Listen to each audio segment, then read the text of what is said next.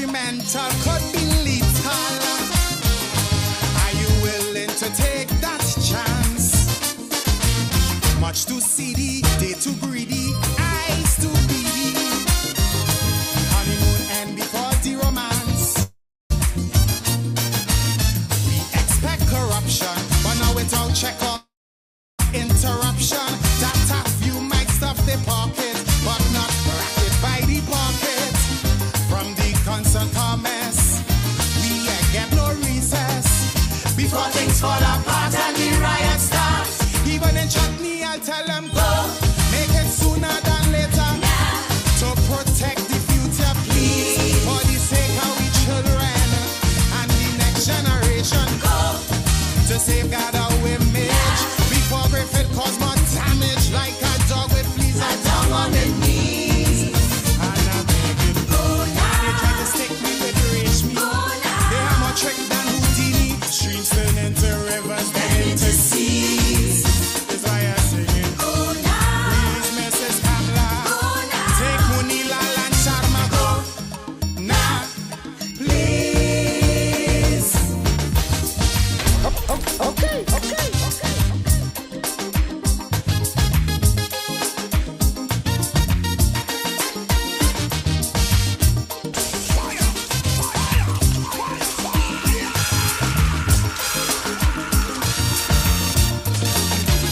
Them and them minions, total villains, raking millions. Their slogan, we shall rise, it was so true. Tell John Public not to panic while them and they sidekick. Swimming in a pool of dollars so blue. Like meat eating vulture, they neglect agriculture. Mega fans of phony, Mama Guy Caroni, Sweet Man Glenn and Sharma, came face to face with the karma.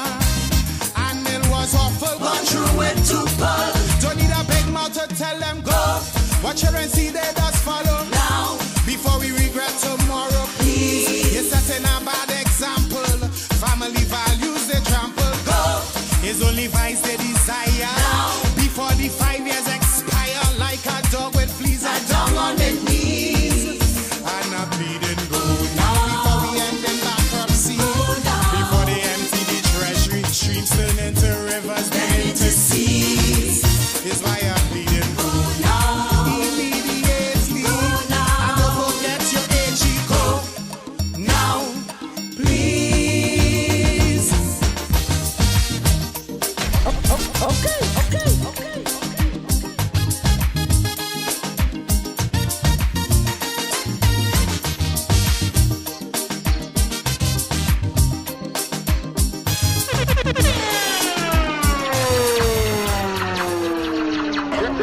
Ready again.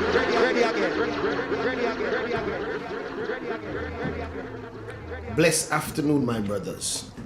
Igwe, good afternoon there, Vaughn. Yes, Good afternoon, Igwe, and all the Sorry. and all the millions out there who listen this platform. Independent Talk for Sunday, the 24th March. The month almost finished, Devon. Yeah, March 2024. March is gone.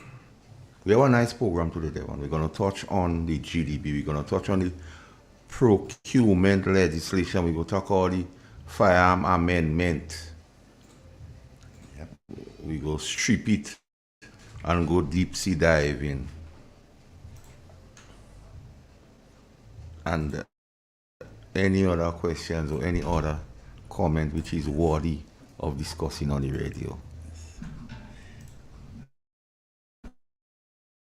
Blessed afternoon to everyone, faithful listeners and viewers, wherever you are. Blessed evening to all of you. We hope that God will bless you and continue to guide you on your journey, wherever that may take you. All right, this evening, as Master Carl said, we have a packed program, which includes your input. Yes. All right? Always, your input is most important to us. It will help gauge us as to where we go, what we do. So your input is most important.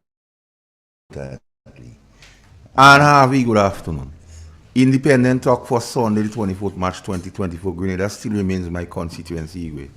Real FM is my parliament.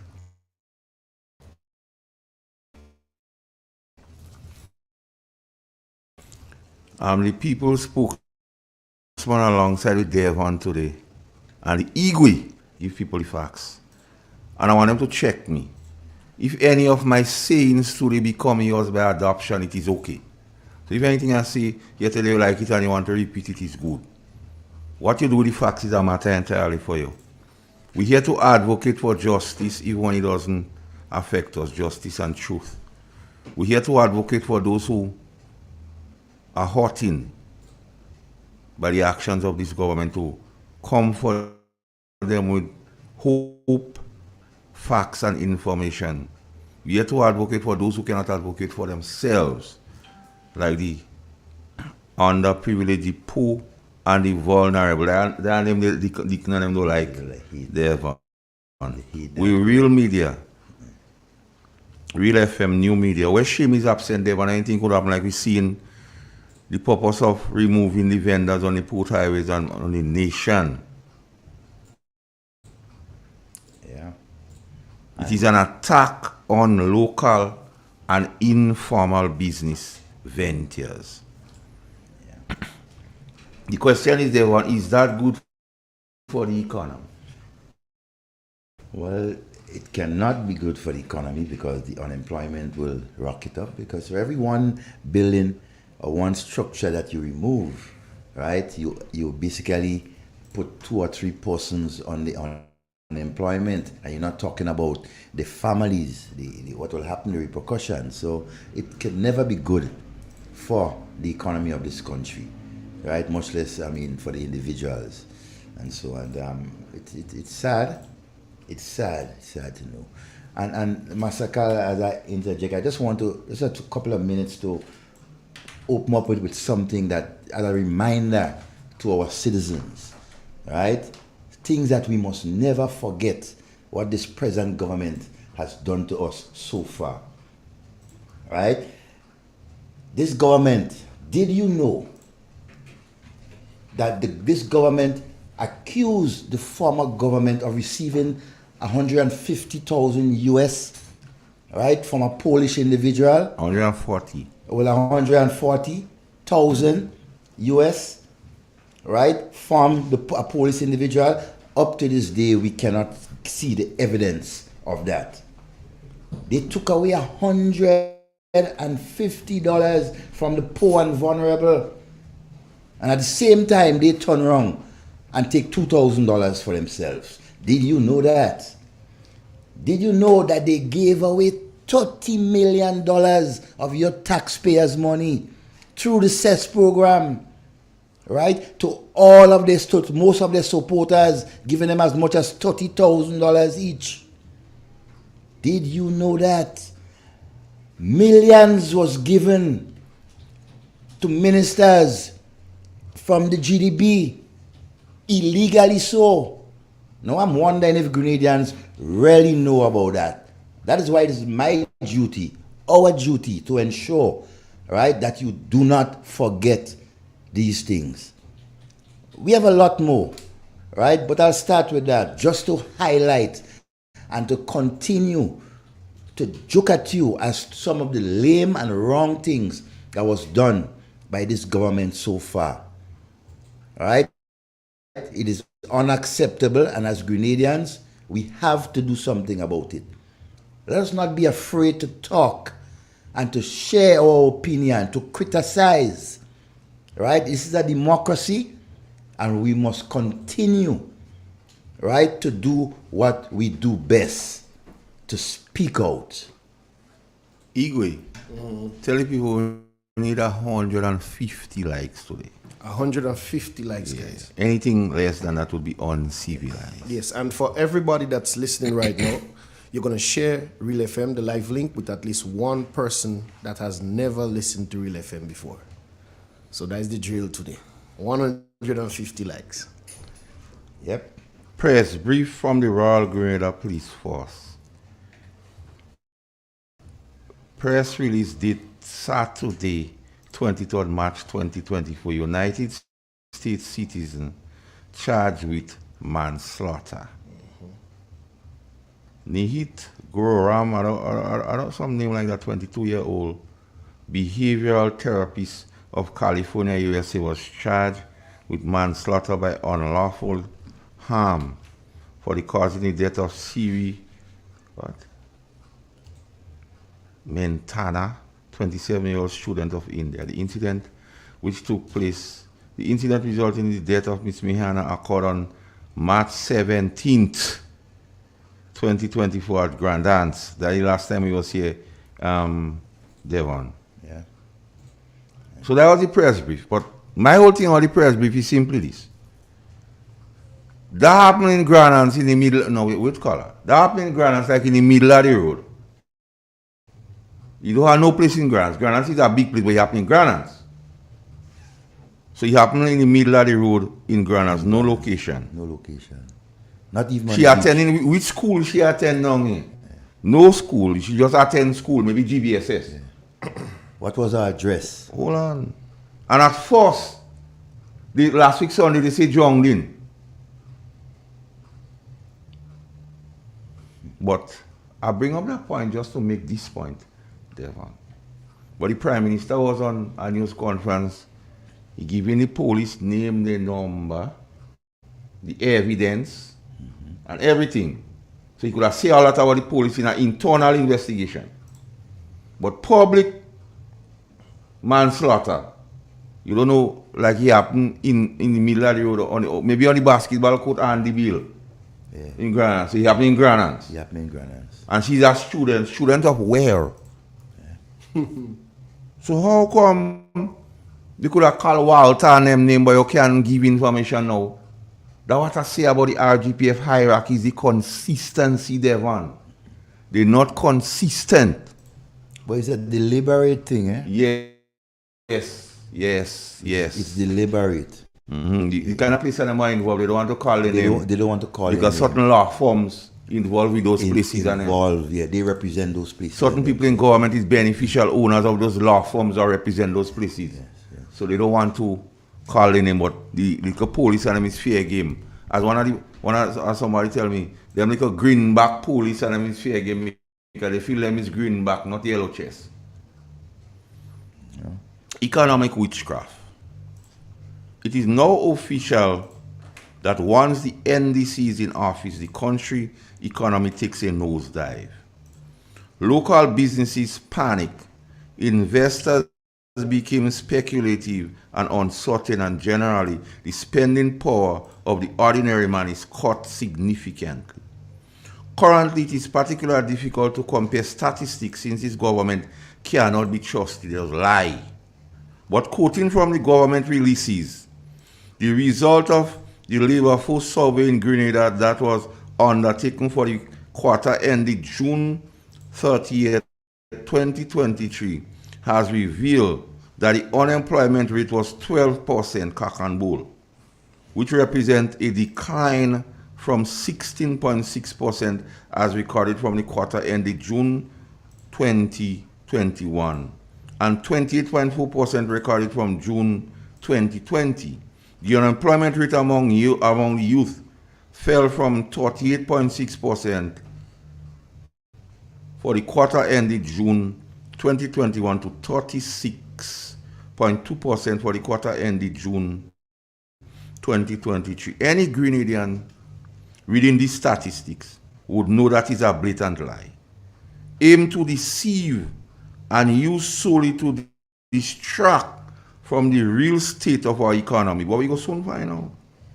Just take a walk around the areas of trade in the country and immediately you would realize that the reality is vastly different. Hear the cries of the vendors and retailers. The idle blocks are nice again. Men in particular look like requisite opportunities to do. Supply and demand, local and foreign investment, consumer spending, innovation and entrepreneurship, local market, which includes wages and labor force, participation in consumer spending, and overall economic activity are some of the factors that drive and influence the economy. Above all, it is the government fiscal policies, taxation of government spending among others, that sets the foundation for the economy to thrive and grow. From its inception, the Deacon Mitchell-led administration has eroded the economy by the inadequate approach, either lack of experience, political smarts, or sheer wickedness towards the citizens, particularly underprivileged. How can that be? So I will explain it to people.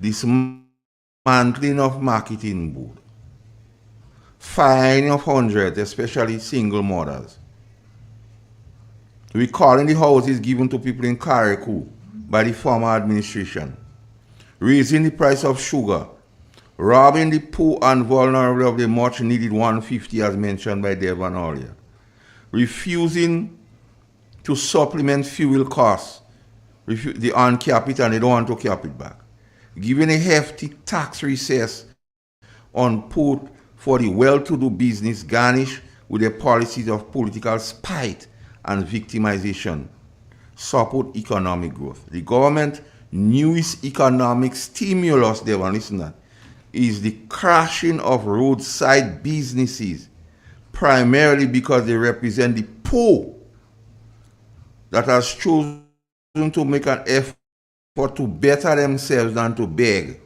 This Prime Minister despises the poor. Uncle Deacon has made it clear that solving the poor is not on his agenda. As he said, no beggy. No mouth on ground should accept opportunities. He takes up entrepreneurship and innovation. Roadside ethics overtakes feeding your family. As long as the government continues on this trajectory, any child can predict the outcome. More and more Grenadians will suffer and feel the economic pinch brought on them by an extra dose of decolonization. Soon to come is a reward Grenada Development Bank and the procurement legislation to open the floodgates for more $millions and corruption to solve the ministers and the NDC cronies. If this is left to continue, Grenada will be so badly bruised, Devon, that she will become economically disfigured. More to come. Like this only piece, Devon, I try to encapsulate what really going on in the state. Yeah. And the things, and like I always say, these are facts. I want them to dispute. Now we have receipt for that. What they say in Devon. Yeah, so that ties into what you're saying. It's a serious assault on poor people and poor people children. Yes, Devon. And without no mercy. You know, they continue to do things deliberately, right, which would affect the most vulnerable of our people. Let's take case in point, the housing. Free houses donated by the people and government of China to the people, especially the vulnerable people of Grenada. This government comes in and decides to sell it for those who can afford it. Those who have $50,000 and $60,000 put away, they can afford to go and get those houses. And yet for all, the most vulnerable cannot. I mean, they have defeated the purpose of that gift given to China. The Chinese right now more is turning with it in their stomach. They want to puke because of the actions of this government, right? They understand the importance of giving to those who do not have. That is why they donated. They gave 2,000 housing units to the people of Grenada. But this group of vultures came in, and what the first thing they did with the houses, they took those away that was already given the people of Carriacou, right? And so they took it back from them, and now they are telling people that they have to pay in excess of $50,000, right, to get into. Where would the poor and vulnerable get that sort of money? I mean, are we not sitting down and thinking carefully of what these guys are doing? I mean, no respect for the persons who need things in our country. But then again, from the word go, when this government came in, their assault at the beginning of their tenure was to go after the most vulnerable. And we have seen that time and time and time again. You know, they should be ashamed standing up in ceremony and distributing these houses or making comments about these things. All right? Devon, remember Persuader on a loud healer talking about the patrimony? Yes. But I look for him yesterday in the photos. I don't find I see one with him. No, But I look for this gentleman. I say, let me see if Persuader will be drinking of course he will wine and eating caviar. Yeah, these guys are no shame. Good afternoon. Good afternoon. Good afternoon. My humblest apology last week when I called the station by the slip of the tongue by it was too much pressure on me by. The slip of the tongue is not the fault of the speaker, man. Yes, sir, I really do apologize, because I don't want to send the wrong signal. Okay, Lazarus. Yes, my friend. Nevertheless, as Mr. Caton is a strong man, so I'm standing strong for my right. When the people in the chocolate factory have a woman, they Rita Julian, you know what name calling, but 9 bottles of Lazarus missing, right? Since last year, July. 9 bottles missing. She said it on credit card. It cannot be accounted for, I can't get my money. But yet, she had the audacity. To call police for me, to strangle me for my money. Mr. Harstick is the one that authorized me to put the product there. Mr. Harstick is the one, when he was about to hang himself, when he did not know where to turn to, he said, they go say misappropriating the money. And look, it's I that gave him a prophetic word. And I said to him, Mr. Pat Fletcher taught me that any business that faces that kind of challenge, they will succeed. Watch how much storage today. And then she want to turn around and say to the police in Victoria that are walking in there and what I'm going to sue them. I'm taking the matter to court. You cannot hurt my feelings in the public. I'm a businessman. You don't see the students I'm mentally deranged. I walk in there fitted as a vagrant. Rita Julian don't pay the price. I've grown. You cannot insult me. The SSU, RRU van was up there. They tell me, oh, them people don't want me inside there. Yeah? They say they don't want me inside there. But they're going to prove. You could insinuate. You could inform. But when you reach that far, when you insulting me in the public as a businessman, I need to seek redress in the court. I'm going to file an injunction. Well, seek redress. Don't be a vigilante. Yeah. Right. Mm-hmm. I have to teach somebody a lesson. Let me ask you a question. Let me ask you a question. In your view, how the whole political situation and environment is in St. Mark's? In St. Mark's? Yeah. What I would say, the change was necessary, but the conduit, yes, some land fish. As you rightly know, Brother Devon, we labor, we lay the foundation. The bush that burning today is not a fire. You know the first step. NDC is the chronically, how you call that? Ungrateful. As you have diabetes, chronic disease, so they're ungrateful. Yeah, definitely. We know that for a fact. The people who fight the battle and win the war does not get the benefit. Say it that simple way. Who picked those socks? Who picked the fruit those socks in it? Thank you. So, people like me, so that, as you know, we were disadvantaged. We were disenfranchised. I spend money, me I can't go into overdraft. Yeah? And you have people, land fish that come now, they biting you. And those are women. They biting you. They telling you the right to exist. I mean, come on. You know it. I mean, I don't have to tell you much. I don't have to go down. Don't go down, we know. I don't have to go down that way. And you know the lady she good at math. You know, brother Samuel Will. Samuel was the best math teacher in Grenada. You know, the girl now better than brother Will, you know. She have new math. If you have 10 things and you take out for how much left, brother Devon? If you have what? Huh? Tell me. If you have 10 bottles of thing and 4 souls, how much left? Well, based on my maths, if you have 10 and 4 souls, you're supposed to have 6 remain. No, it's saying 5 and 1. So the 1 is the middle finger boy if you talk about.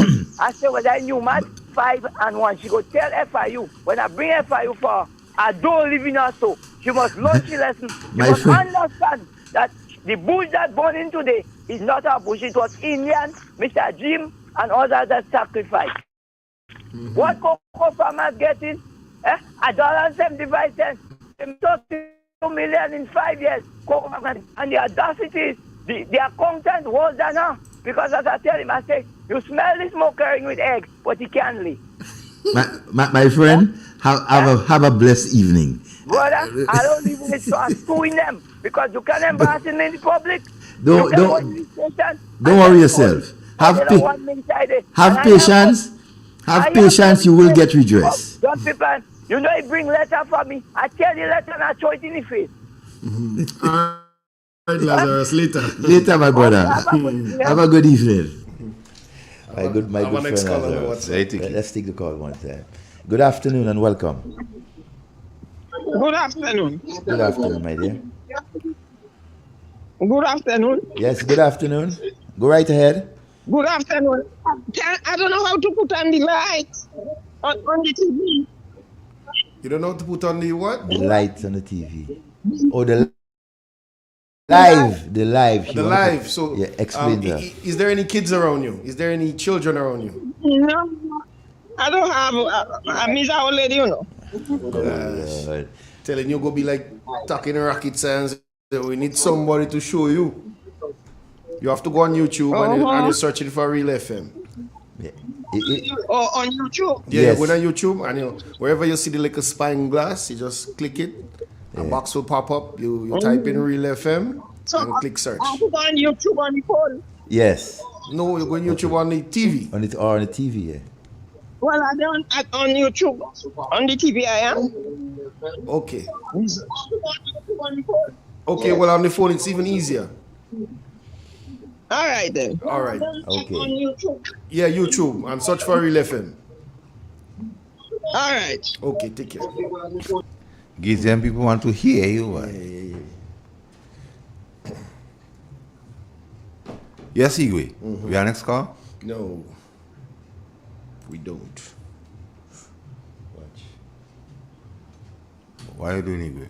Are you playing something for you? Yeah, let me hear it. Not because I have premonition, Mr. Speaker, because it is clear the trend is obvious. Anybody who's reading the statistics on crime in the Caribbean will see that gun crime is a pandemic in the region. And that it was just going to be a matter of time before it reached our shores.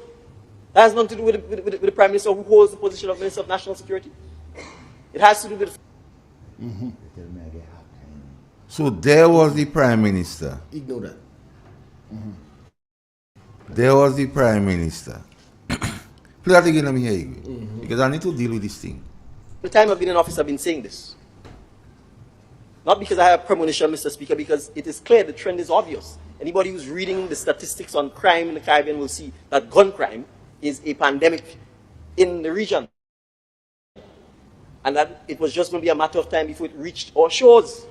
That has nothing to do with the Prime Minister who holds the position of Minister of National Security. It has to do with... So I will tell the Prime Minister why that has a lot to do with him. But before I tell you that, we have to do something. Firearm Amendment Bill 2024. The explanatory note. The government intends to lessen the potential for the commission of violent crimes and firearms-related incidents by reducing the number of firearms and ammunition circulating illegally in the state. In furtherance to this objective, the government believes that the power to declare a firearm amnesty is one of the approaches which may help to achieve the stated objective. This bill seeks to amend the Firearm Act Cap 105, the Principal Act, to empower the minister to declare by order, subject to affirmation resolution, a firearms amnesty in Grenada or any part thereof. The bill contains two clauses. Clause 1 seeks to provide for the short title of the act, for which this is the bill. Clause 2 seeks to insert a new section 51A in the Principal Act to empower the minister to declare a firearm amnesty in Grenada or any part thereof by order of affirmation resolution during the amnesty period. A person who is in unlawful possession of a firearm or ammunition may surrender the same in such manner as may specify, and no proceeding shall be taken against the person in respect of his or her unlawful possession of the firearms.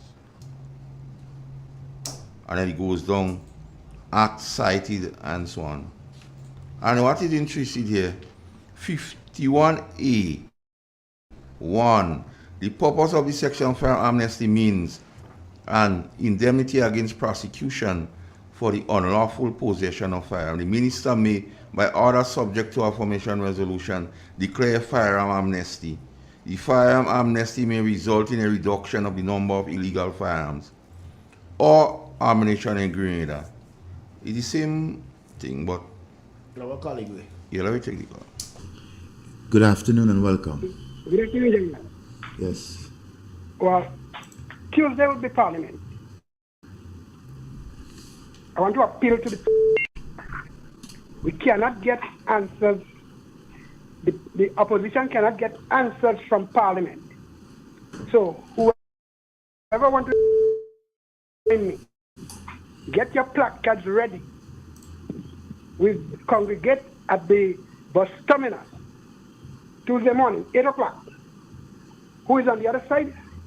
We could meet you up at Government Gate and we'll march to Mount Weldale and picket Parliament, where we'll seek the answer for ourselves. Anybody, get your placard ready, 8 a.m. Tuesday morning. Have a good day. All right. Have a good evening, my friend. So, Devon, as per usual, Independent Talk has to speak to, right? Take the caller. Good afternoon. Good afternoon, Devon. Good afternoon, my friend. How are you on Mr. Carl and Igwe? We did here. Okay, we did. A question I want to ask, okay? Most of the buildings are breaking down with the poor class of people dealing with by the side of the road, okay? Most of that they're speaking is about the facilities of it, right? Yeah. What about the lady up by the hospital up there? Which is the NDC supporters. This building up there do not have any toilet also. And how come it did not get breakdown? Well, I guess her turn is coming. Let's wait and see. Okay. I would like to answer that for me, please. Thank you, and Master Carl and Igwe. Have a good afternoon. Okay, my friend. Good. But irrespective of NDC, NNP, what the government doing against people is wrong. It's wrong. Dead wrong. It's wrong. I don't rejoicing for nobody in this thing. The government need to find a way, and 28 days is not enough time. And if you recognize what is the shortcomings, what are you doing to help those persons? Because you are GDP, you give people millions where you can get something to fix it to help them. Let's take the call. Good afternoon. Hey, good afternoon, Dave. Good afternoon, my Oh, friend. Mr. Carl, good afternoon. Good afternoon. Mr. Carl, up now we're going to be waiting on the opening of a new project from this present government. All what we see in this government rebranding project that was under the previous government, NMP, you have the program that we Batman tell it, you rename it to WASH. the CBI program, they rename it to AIM, right? You have other programs again that you have a program that with the money program they gonna rename it again. But they want all the no new project from the government. All of the project that this government is doing is project that was there under the previous government that was there. And no new project, right? And what this government is continuing to do is to lie and to continue to lie for the Grenadian people and mislead the Grenadian people. But I shall whatever okay, like you have six, eh? You see me, I'll finish with six. But I will take half a dozen. What is the difference between six and half a dozen, brother Devon? It's the same thing. It's the same thing, brother Devon. It's just renaming, branding new project. And what they doing, they are the home, the home for the low income home for the poor people of Campita Martinique. They change it to condominium. They are still change the name.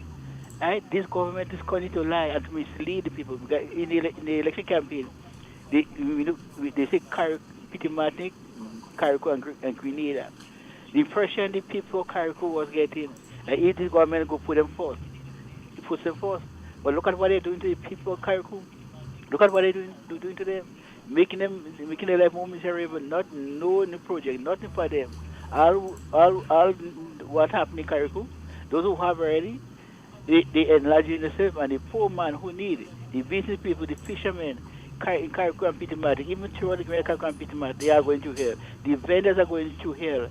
Right? You have the business people, the small business people that have the only means of living or to sell food and to sell some drinks to get money to maintain the family. They're breaking down the people. I say the government going the wrong way. But yes, like we say, okay, like you have the people on the port, you have people in by the roadside. If you want to get rid of them, find out that you're looking good. What do you have to do before? Get somewhere to put them people, locate them people. So when you ready to break down, you take a day and put them somewhere and they break down. But what you are always a threat for the poor business people, right? They need because they have family to take care of. The government taking care of them, so they have right to take care of the family. Well, what they're doing to help the family, to give a proper education, buy food for them, and give a proper shelter, you're taking away the earning that they get. What are the purpose of government? Why the great people like them? Is to enlarge the self or to seek the interest of everyone in Grenada. I call it upon the Grenadian people. You have to know who really cares about you, who really loves you. And this NDC government is a government only for the pocket and the friend pocket and not for the poor man. But time is coming closer and closer every day. You have a choice to make in next election. And you look at the vision, look at the policies of these two party governments, and you could know and see definitely which party, what the government that take care of your affairs and make your life better. And that party who make your life better is the NMP party, when government. Whether develop this name. All right, my friend. Yes, scholar. So Devon, let me dive into this amnesty of firearms. Because at first, me think the Prime Minister said that had nothing to do with him. He tell the nation the gun thing have nothing to do with him. Then we see firearms amnesty bill. But the first question one should ask, what intelligence or what investigation was done to come to that conclusion that a firearm amnesty bill would help? That's the first question.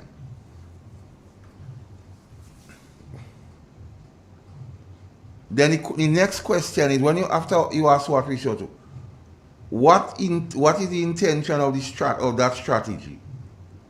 Because to me, the strategy of that ought to come only when you try other things and it don't work. And I will tell them some of the other things they could try before they reach to that. So here goes Devon. Because I take my time and write it. Why the amnesty firearm amendment bill would not work. The other time I come here when gas was 12 something, and I tell them gas wouldn't stay 12 something. Gas go walk up. Yeah, some of them they beat up on medical. They say voodoo economics. And I know they listening now. So the gas go up now. So I tell you how the firearm now. Because unlike all the others, don't wait to react. I don't speak before. After examining the proposed Firearm Amnesty Bill 2024, I must say on the onset, I feel very disappointed. Because and I'll tell you why. I was left feeling that the bill was just a lame attempt to give teeth to the Prime Minister on realistic plan to grant amnesty to criminals in hope that the illegal firearms will be returned. Mr. Prime Minister, well, news flash.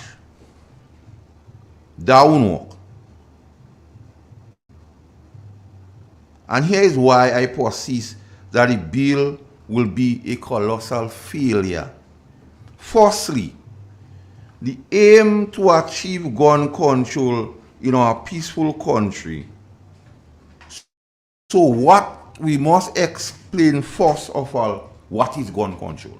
So unlike the bill, what will say nothing, and I must say here, and I will explain to you, the power is already vested in the Commissioner of Police in the Firearm Act to grant amnesty, so that don't new.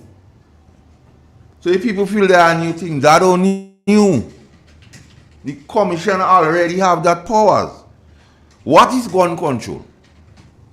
Gun control is an umbrella term that refers to laws and ordinances that restrict how law-abiding citizens can buy, own, or use firearms. This is regulated by the Firearms Act, Cap 105. In the case of Grenada, with the Commissioner of Police being ex officio the authority on granting license to citizens to carry legal firearms. So he could grant amnesty for persons who have illegal firearms. So that on you. But for a man what he's saying, that has nothing to do with him.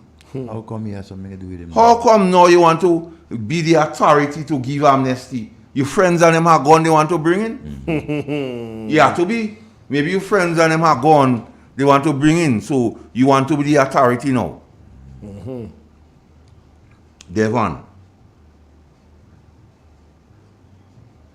The user's license spells out the terms and conditions, such as the type of firearm, the amount of ammunition, the duration of the license, and the security measures, etc. I don't see that in the legislation.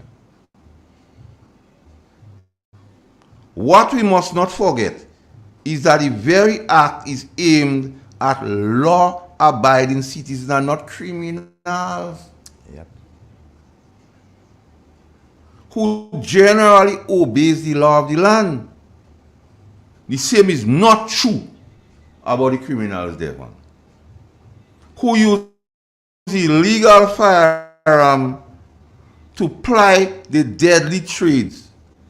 Example, to protect the drugs and other illicit and illegal substances. So they have the guns to fence them. So criminals don't obey gun control laws. Criminal, by definition, do not obey laws. So what make you feel they go obey the amnesty?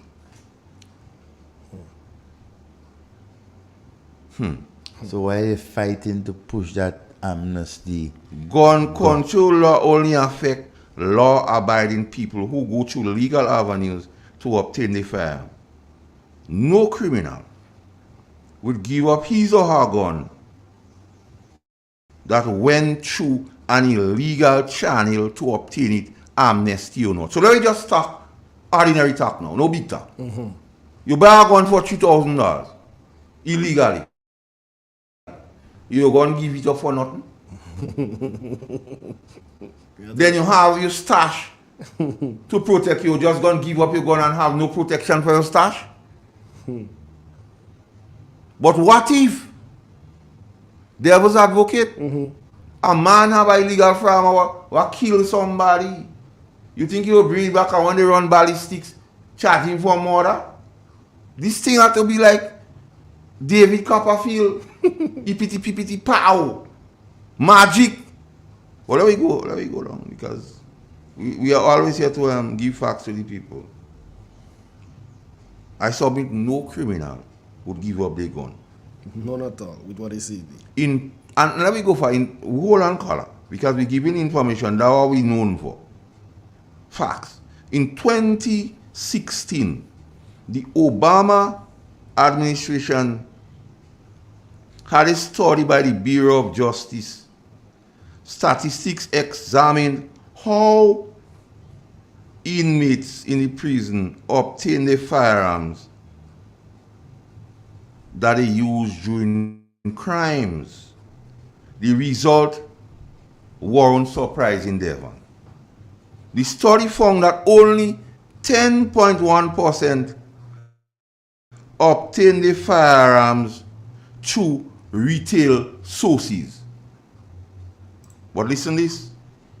The vast majority of criminals obtain the firearms through other means, including theft, second-hand buyers, friends, and family, and stolen from victims from crime scene. So, what the amnesty would do to those who thief a fire, or buy it from somebody else, And he was or the used friend give them, Or rent it. and he was or used and he have somebody could rent in town, and the family are stolen. Now, I want the place be safe. That's why I'm saying that thing on them here. I'm not saying that here to sound bright, I'm saying that for food for thought, because I know they're listening. So here's what now. The better approach, Devon, would have been simply this. Allow, we get our feedback there, Nuggets. a feedback Yeah, on your headphones. yeah. Better. You lower now, but I don't know. The better approach would have been to allow law-abiding citizens to carry firearms to aid the effort of law enforcement, Devon. Better now. Yeah. Allowing law-abiding citizens to more easily access to firearms does help reduce violent crime. Let's look at the facts. To support in a 30-year period between 1991 and 2019, violent crimes rate dropped by more than half in the USA, while the number of privately owned firearms doubled during the same period. The truth is criminals would be far less likely to commit a crime if they believe the victim might be armed. In fact, a major study in the 2000s, felons in state and federal prisons across the United States showed that criminals actually feared armed citizens more than they fear the police. Amnesty does not work. So, Massacre there saying amnesty don't work. So, Massacre, what does work? Or what could work?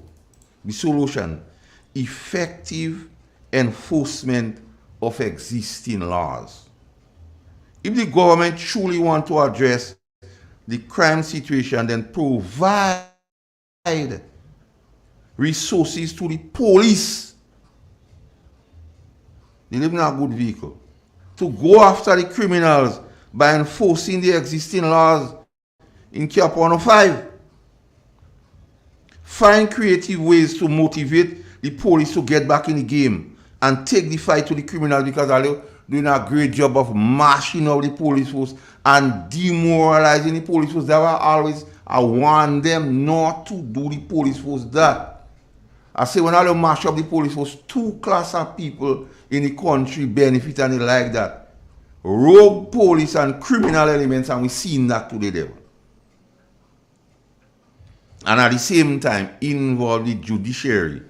They must be willing to send strong messages to perpetrators of gun violence through sentencing. I don't hear all that. I don't see all that in the thing. I don't hear and see all that. In conclusion, I would say to this government, don't miss this opportunity to effectively address gun crime in Grenada.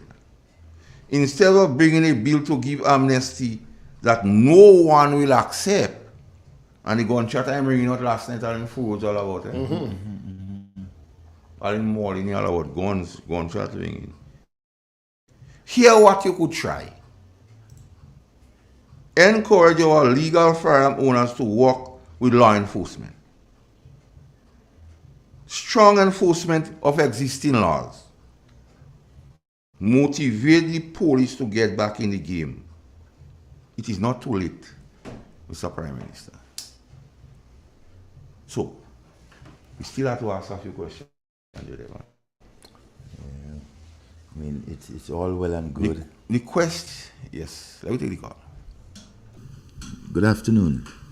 Hi, good afternoon. Yes, my friend. Hey, Devon and Igwe and Masaka, good afternoon. You know, there is a cry now from the chatters on the streets.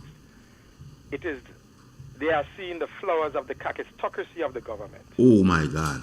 And that is taking place right now in our market. I ain't going to say which market, but in our market. People from the diaspora is being promised boot, who paying 5,000. Locals are being promised boot, who paying 1,200 and how much. And months passing, days passing, hours passing, and they cannot receive boot. And more they ask for boot can't come. It is something, the last time we call out and we tell them they put a cat to watch cheese, and cat is just taking advantage of the cheese. And the people are crying out that, you know, they don't know what kind of game is being played. The cat eating cheese like a buffet.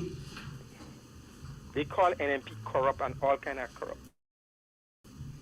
But the chatters on the street are saying that the market square has now become the place where the cat is playing with the cheese. The cheese there on buffet in the market square? Yeah, man. And it's big money being offered. You're taking what you want. And people are not getting it. People are not getting it. They're asking the caretaker in town, because they say town have a caretaker, to look in the market and see what damage that cat is doing to the cheese, because it is hurting our country outside of Grenada. Because people are being promised from even outside that they could get, and they're paying up to $5,000. And nothing, no boot and no money. But isn't the caretaker, well, she should know about it and know who is that cat that is there guarding the cheese? I don't know if the caretaker know who is the cat up the guarding the cheese, but the caretaker should find out what is guarding the cheese in the market. Because the integrity of the market is really the cheese. Yeah. And it is being taken and eaten and scratched up and played a fool with. They barely don't want even these crumbs on the ground. Everything going. Well, I mean, not even the ants could get a little piece of that cheese, you know, the cat guarding everything. And that is the glory of when you take somebody, the worst type of people, and put in jobs who cannot do the job or who doesn't have the character to do the job, and you take them and you put them there. That is the glory of the kakistocracy. Mm-hmm. That is what it manifests. It only brings us to corruption.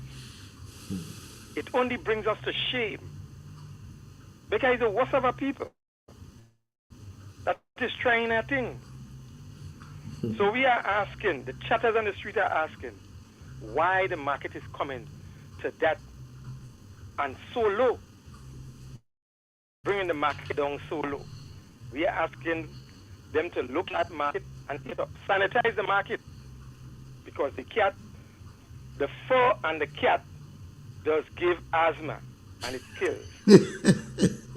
Thank you, Igwe. Thank you, Master Carl. Have a good afternoon, my friend. I like that, man. I have an next call on the WhatsApp. Hey. The cat does give Good press. afternoon. How Good you guys afternoon. Hey. Devon Yes, my and friend. Carl. Hey, what's up, bro? I just thought I'd just point this out carefully here. One can speak things into reality, and that is why one needs to be very careful. If there's an election, and Carl would know this, if there's an election coming, then there are caretakers and there are candidates. There's no election. So therefore, there's no caretaker in the constituency. There is a representative. That individual, I'm speaking here of Miss Joseph, she's not the one responsible. And that thing started in Parliament. When they talking about the cake, how could you have a caretaker when there's no election? And once we do so and we continue to repeat it, we're helping them to say it. We have to take not necessarily the high road, but we have to show them, hey, this is not correct. Once we start mentioning it to them, we're making it correct. I just thought I'd say that to you guys. Have a nice day. All right. I have our next caller again on the line. Take the call. Good afternoon and welcome. Yeah, good afternoon. I don't know if it's your side, but here in the station, very low by my area. Okay. Okay. Which part? Which part? It's from St. David. St. David, okay. Okay. And you listening to 91.9 or No, 5? 99.1, but usually does normally a high, but they say the direct reception, something, I don't know, something wrong with me. Okay. All right, my friend. Thank you. Yeah. Next caller again. What's up? Good afternoon and welcome. Good afternoon, Devon, Master Carl and Igwe. Hey, yes, brother. my friend. Master Carl, you don't think if we start to offer incentive to the guys who have the guns, all the people who have illegal guns, you know, offer them some money, buy back the guns from them. You have to know how to play the game. Once they're hungry for $1, they could bring forward guns. You mightn't get all, but at least you could get back 50 or 50% of the guns. Grenadians had a bad experience with an amnesty a number of years ago, right after the revolution, the demise. The Americans and others, they promised Grenadians, persons who would go and bring in weapons, and they would pay them. Up to this day. I guess the Prime Minister too young to know that. Yeah, he's too young to know that. And those around him, they're telling him that. Yeah, so you know, so we have people in Green have a bad experience when it comes to those type of amnesty. But when the person you have to pay the people the money. That's what I'm saying. You can't just tell them bring the gun, and when they bring the gun, you don't give them no money. Well, so they can't trust. They ain't trusting nobody. So those persons who may have guns and you're coming out with amnesty, and so they'll be like, man, this thing try already, and everything, and nobody get any money. So I'm hey, but it's But the government have to make an offer. They have to make an offer and make sure they're setting the good foot. Because how are we going to solve that problem? We get rid of the police force. We don't have a police force anymore. You understand me? The police have no confidence in this, in what's going on in Grenada right now. How are we going to solve the problem? How would we solve that problem? And it's you guys, you know, and the media who have to really put the pressure on the government, because they just follow what all you say. You talk about housing, Shalom talk about housing, you talk about housing, they get up in morning and they got to run and say they're cutting ribbon. They forget the ribbon at cut already. They forget the ribbon at cut already. They're cutting out another piece of the cut ribbon. Where are we going? Where are we going? Where we headed? You understand? We are number 10 pulling up keys and saying, look, only is for 647, but we have 7 times or 5 times more than that. That's why, it will take a little while. And then now we have Brother Deacon going up St. David and he had the Chinese man. But the Chinese man tell him, we caught it already, I hope I listen to the thing, Chinese man tell him, we caught it already. Oh, anyhow, you guys have a good one. All right, brother. Where do we go? Let me take a little break. You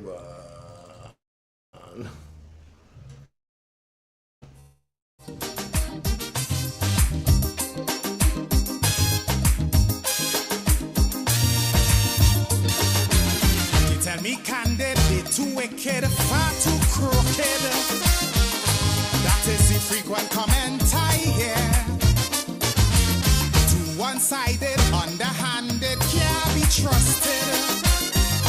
This is the opinion, yes, again. For their own abuses, they keep making excuses. Housing crack up over.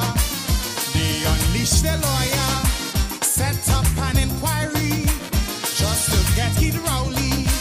But they wouldn't sue the false paper screw. I don't need to close to tell them go. Hurry, pack up your bundle now.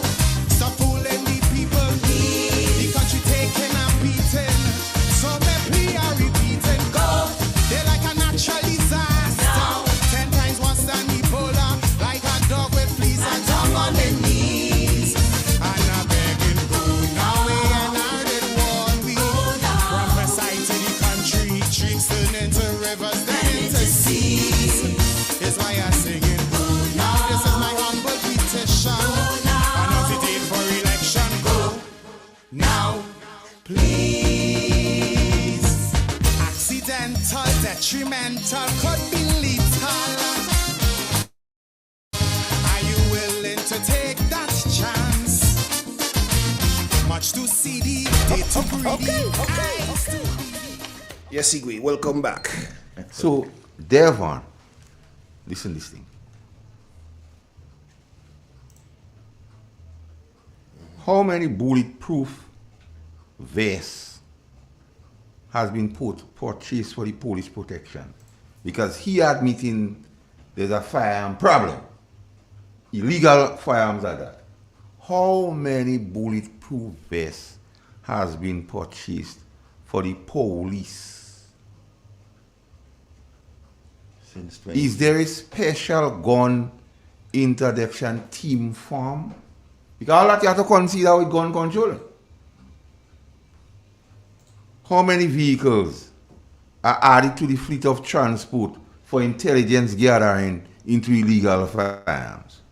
Well, they mash up all these things. So, I mean, we can't. The Prime Minister say, you know the gun coming through the port. What is the strategy for the port? I don't hear all that. I'm just saying the asking man, and you know, Grenadians' experience with gun already. They didn't get nothing, so the man know or nothing. Okay, you have a strong here tomorrow. They can't tell nobody about visa with gun concern. No. We need a comprehensive approach. And the Prime Minister, before they come in and do this stupid, sit down with people in the know. Don't look at it as yellow chest and green back. Look at it as Grenada. You see, but Master Carl, that is the result that you get when you have a Prime Minister who is bent on destroying the succession of the Royal Grenada Police Force. Because immediately as he came in, all things turn old mass. You understand? So when you keep on breaking up and mashing up the structures that was put there, right, to handle all these matters, I mean, the country would be in chaos. What is the incentive there, man, for bringing in on illegal firearms, Mr. Prime Minister? But perhaps you say it in Parliament when he put forward the bill. Well, that had to go in the bill. Yeah, he's supposed to go in the bill.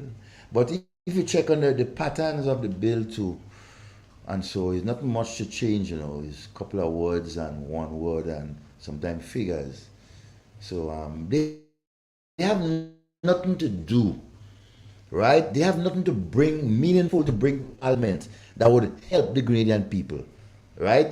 So because if you look, parliament becomes a charade, right? Every time you go to parliament is some kind of chaos or some problems it have with something that the government don't want to do. For example, right? Almost 2 years now, I've been listening to the opposition asking for certain documents or certain response from the government, right? And they can't get it up to this point. Up to this point, they cannot get it. So much less for them. They just have nothing to do but to just make up time every 2 months, every 3 months. You know what? Let's have a parliament sitting and come up with some vague and unrealistic changes, and so that will eventually backfire on the Grenadian people. So I pity them. But again, it's our country. We have to pay particular attention to what is going on and prepare to make the changes sooner rather than later. The biggest joke with the Firearm Amendment Bill of 2024 is to give the minister the power which the commissioner of police already have. So apparently they didn't even read the bill. They don't read the Firearms Act. Because the commissioner of police already has the authority to grant amnesty. But I thought he has an advisor who was a former commissioner of police. Okay. I just understand. You have a former commissioner of police that is sitting as an advisor and the head of GAFIN, right? Who supposed, and I use the word supposed to know all these things, right? He could advise the Prime Minister, but then again, it is reported that the Prime Minister don't already listen, right? And so he don't listen, he don't take advice. So apparently you're just paying advisors, you understand, for just advisors' sake, but not taking what they're saying, and that is so sad. I wonder why the police, right, the confidence of the police is being eroded.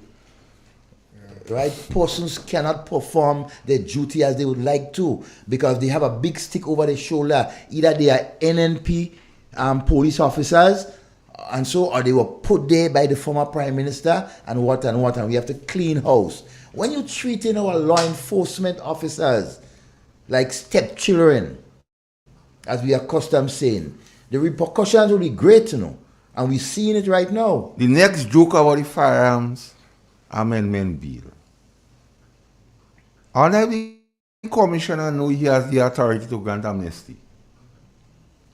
Because how they say now the minister, to empower the minister. So they take away, but I don't know, maybe he don't know because he said this thing and them is above his competence. Yeah. So you see how the thing come jokey? Yeah. The thing turn comedy, you go. What else? So the king's son, the king's son and then that way over the head, they wouldn't know that. Anyone by the pastor and them. Oh my God. They don't know that.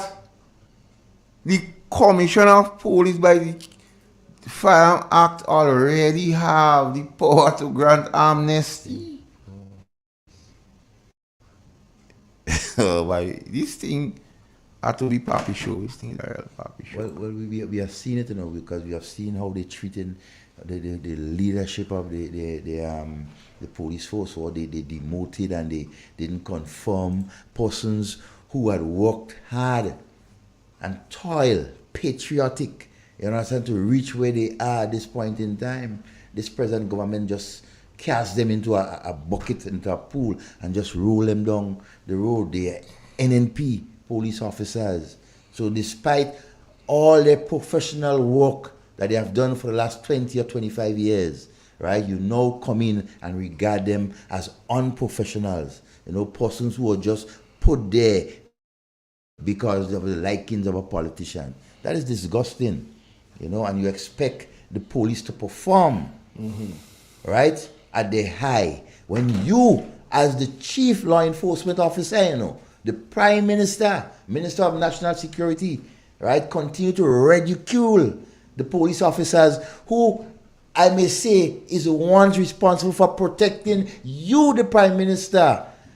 You know, you see 8 and 9 of them protecting you wherever you go, but you still turn around and continue to ridicule them. So the people say, Devon, they should give an incentive. One. They should encourage legal firearm owners to work with law enforcement. Because remember, I say you go have a discussion with everybody too. Yes. Okay? So when I ask what is the expectation of the public to the crime strategy, all them things that has meaning. The next thing is to the laws. So speak. He's a lawyer. Speak to the judiciary and say, watch, we need all you know, to send down some stiff penalties on them men and them. Yeah. And you have to start from, if it's the whole level, one or any evidence, as soon as they reach the judiciary have to deal with them. So that will send a message to the rest. Of course. They have to motivate the police, but I wonder how you go motivate the police now when you destroy them and you still continue so to do. Yeah. With yellow chest and green back. How stupid that is. And then police get some bulletproof vests for the police. Get some good vehicles for the police. Have a special team for gun interdiction. These are the things we want to hear as it relates to firearm. Not just give the minister power the commissioner have already. Yeah. So, there was nothing new. Yeah. Let me ask you that about the police. Since this present government in office, has the whole question of pay and grade and everything been paid attention to, or any attention was given to that at all, Master Carl? Old talk. Okay. But here's my advice to the Prime Minister. And you see, without information, he does make statements where he can walk back. So he put himself in a predicament by saying, since 1995, nothing has been done. Let me tell you what has been done since 1995. The Welfare Association in 2002 or thereabouts had discussion with the past administration. And that subject matter came up. And at the time, the ruling was not made on pension. Pension was still up in the air. So the government then offered into allowances to compensate. So most of the allowances you see today was as a result of that. So something was done. So if they didn't tell you, no one telling you. So something has been done. And I know what I say, and I receipt for it. when I talk, I receipt for it. Something has been done, Devon. But because of the enormity of the situation, let me just break down the thing simple for you, Devon. Short. When a pay and grade exercise is done in the public service, they usually ranks in the police force and in the public service, they equate them on importance towards the service. So they put them in different scales. And then they pay persons by that. But what happened in 1995, a pay and grade exercise was done. An order, because the police didn't show negotiate for themselves then. And other persons who are negotiating body went back and say, government, watch, how you cutting that pie? I want a piece more. Unfortunately, the police maybe didn't have the wisdom at that time to say that. So they accept or they get an orders. Even the forestry officers in Granite say we didn't get it enough and they adjust it. So you have some position in the public service, what is equated with some positions in the police force, but the public service is paid higher than the same police equated in the same position. Okay. Case in point, you have some people in the Ministry of Health who are equated with a corporal of police. But when you look at the salary paid, they are paid equated with an inspector of police. They the thing come with the pay and grade. So all this long talk and all about what they talking, if they understand the thing. As he said, by the stroke of a pen. Here what the stroke of a pen could do. The stroke of his pen could just bring up the person what equated with the corporal, and the person who is being paid as the inspector bring up the corporal right, bring up the inspector. So then you add maybe, it might be about $300 more for that person. So bring them right there. And you have to lose to win. So you could say, okay, here's what. I'm bringing you up to scale, and because you lose a lot, let me give you something where everybody could benefit. So I'm giving you $300 on duty allowance extra. So you could say, well, forego the retroactive. I'm helping them here now. There's some money to spend on stupidity, so maybe they want to punish the police. So they might want to spend a lot of money on them because a lot of money involved. So bring them up to scale and give them $300, $350 on duty allowance.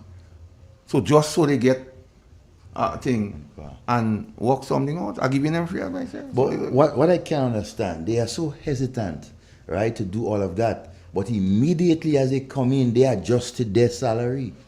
From 2,000, they added 2,000, then they added an extra 7 or extra 5,000+, bringing them to $7,000 within 20 months. But listen.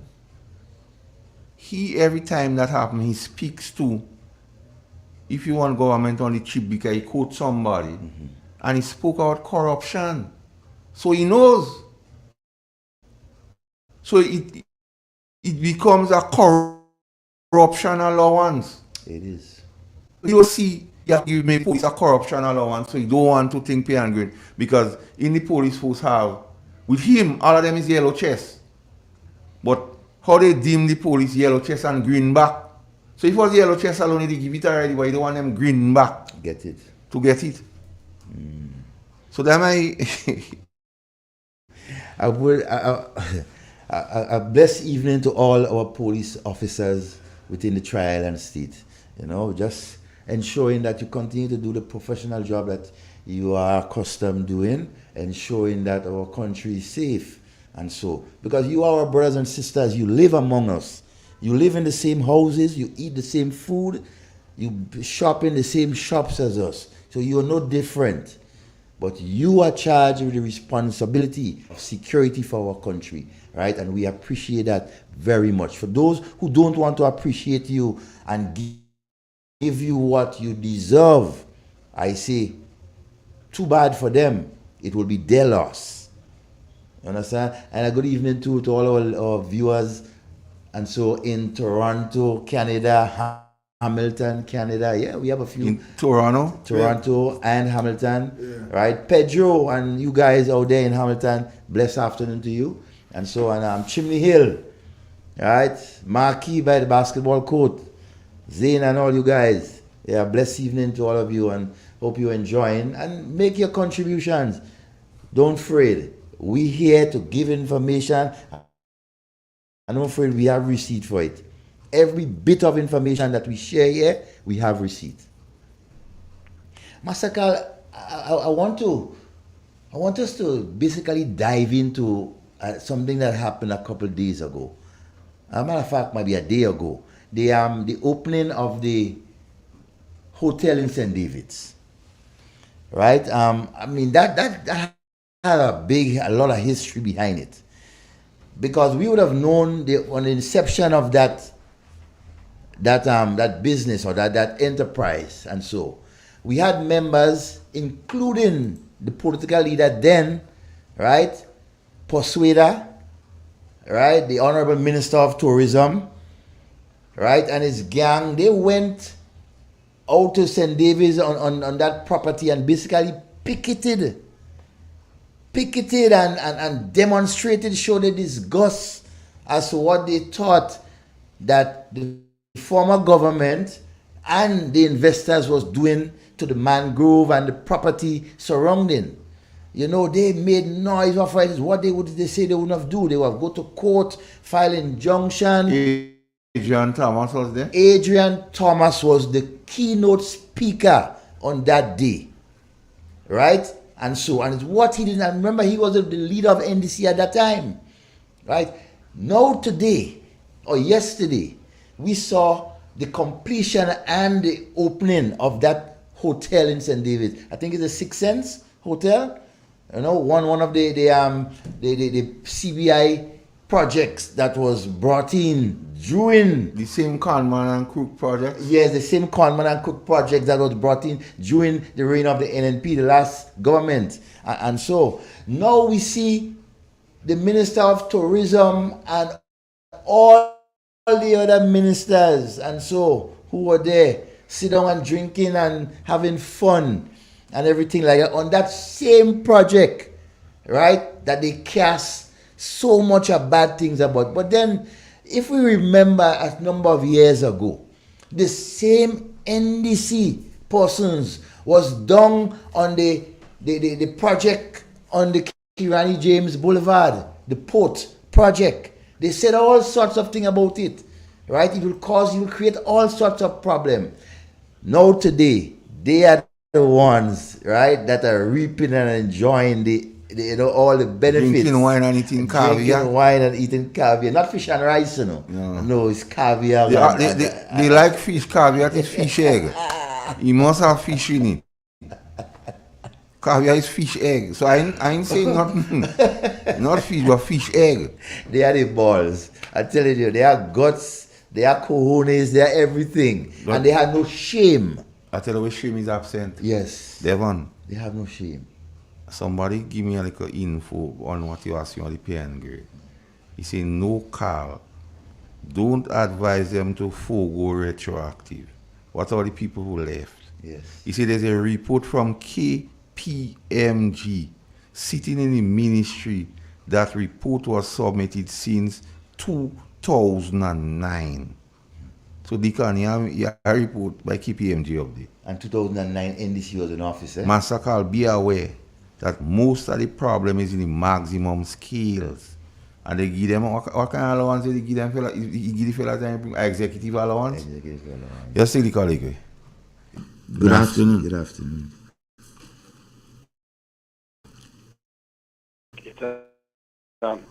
Hey! The question was about what about the retirees? What about the retirees? What do you do to the retirees that retired?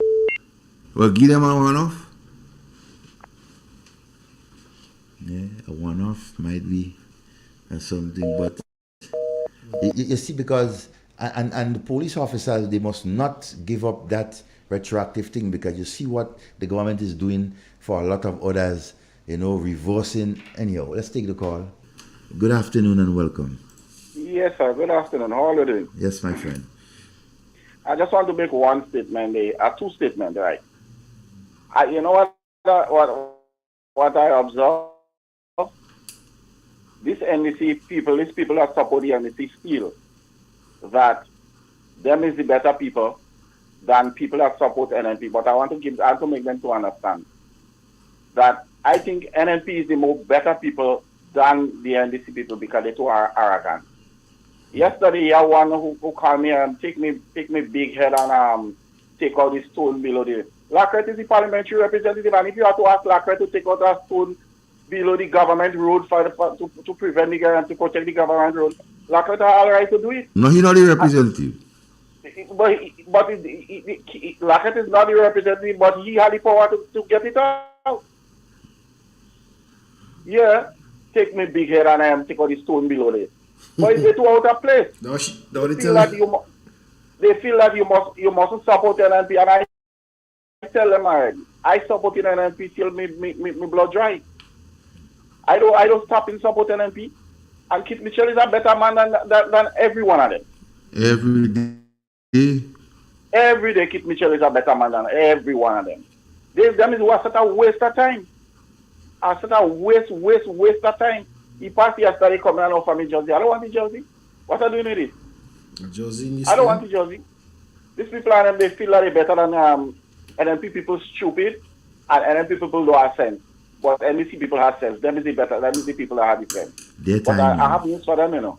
Time coming for them. There's numbers. Thank you, sir. All right, my friend. You know, it's amazing, you know, as the caller made that statement. It's a continuous, it's a recurring decimal with these people. The minute time you decide to share your view or you give your opinion about what is going wrong, and so you are the worst. Either you're stupid NNP, right, or you're a fool, or stay there and Kit Mitchell give you this and Kit Mitchell give you that. And we all Grenadians, right? When Dr. Mitchell was in office or the NNP was in office, all Grenadians benefit from the numerous numbers of projects that came to Grenada. All Grenadians benefited from it. But yet for all, they stand up on the podium and looking down at every other Grenadian and calling them greedy and needy and beggy. And they're stupid because you don't like what this present government is doing and you're sharing your views. My favorite one is Devon. You barely big. Yeah. I mean, that is so foolish. I'll see all that you have to offer. then we meet one Friday. See, why don't go on Auckland? Walking on walking I on do it. You're saying things. Why don't go on Auckland and telling Mr. Pierre? Why don't give him someone to work? But Pierre say this guy walking more land than me. Because the argument's so weak. Yeah, so weak and dotish. You know, like a man is singing a song in California, they don't have nothing to say, they could just spit. The argument is not so weak. They don't even bring in an argument so that you could because they don't respond. They don't have. And say, let me sit down and argue to disagree. Yeah. Here's what I say. And tell me what to say. Oh, you barely and they forget the issue that raised that conversation between both of you anyways. Right? You just sharing your views instead of they coming and say, okay, look, we doing that because it's our time now or something. But instead of that, they're trying to ridicule another Grenadian who is living, who is their neighbor, because they're supporting another. They want to go like this one. Question: if the people have loans with the bank, why housing having to hand over keys in a ceremony? Is the bank there what have to give them the keys? Look, that is a sham. They got nothing free. What warrants the ceremony? False glory. Here they can.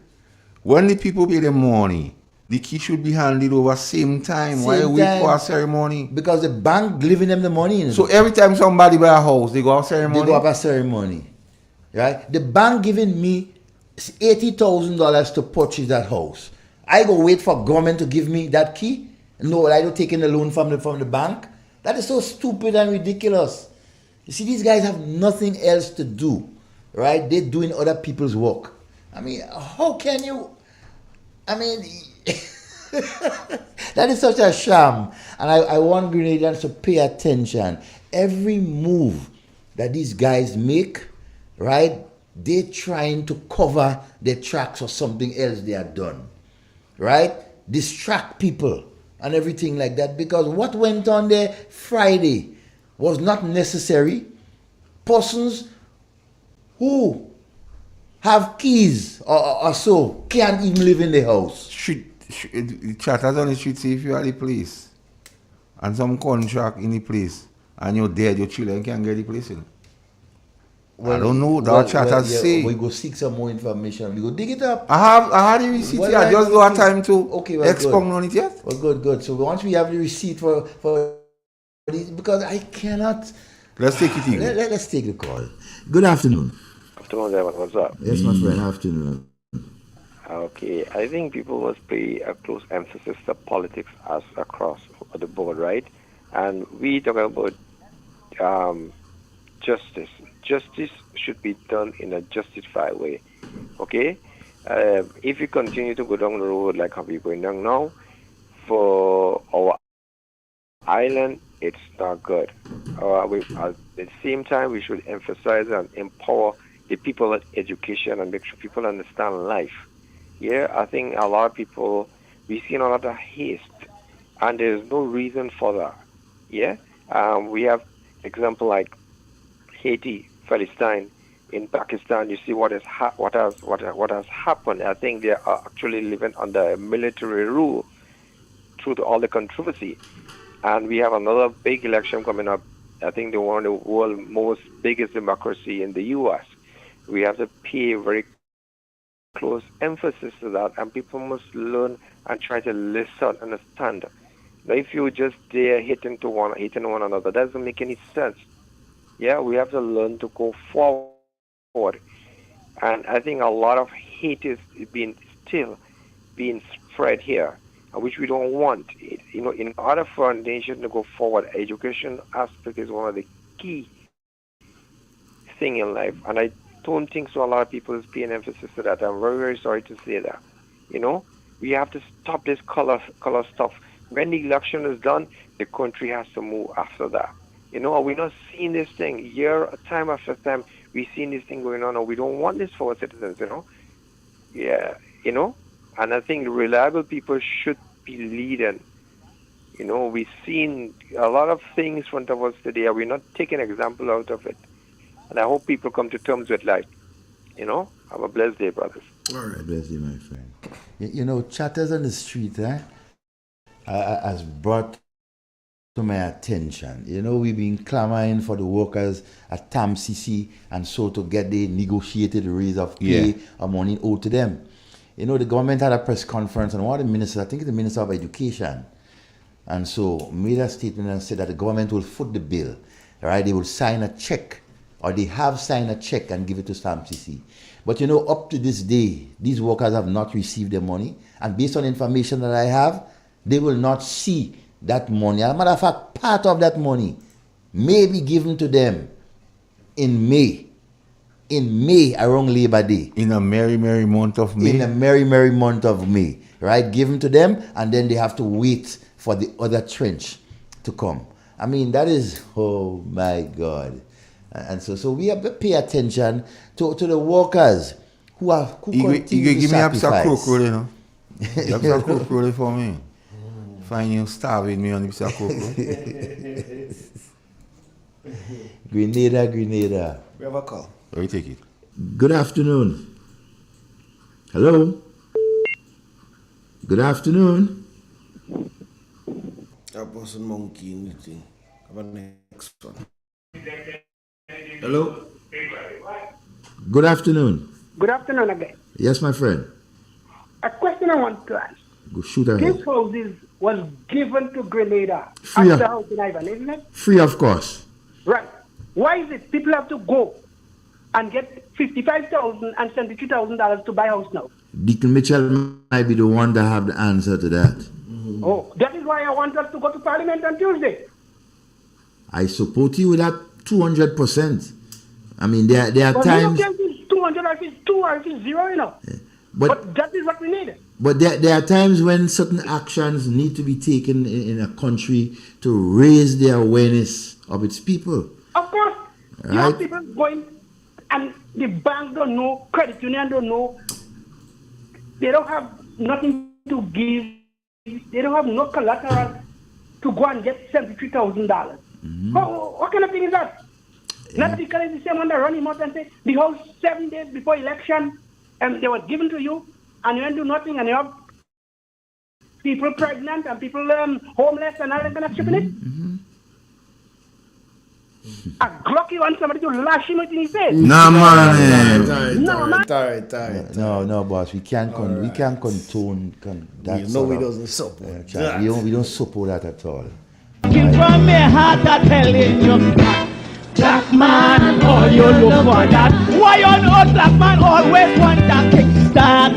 Black man, all you look for that. Okay.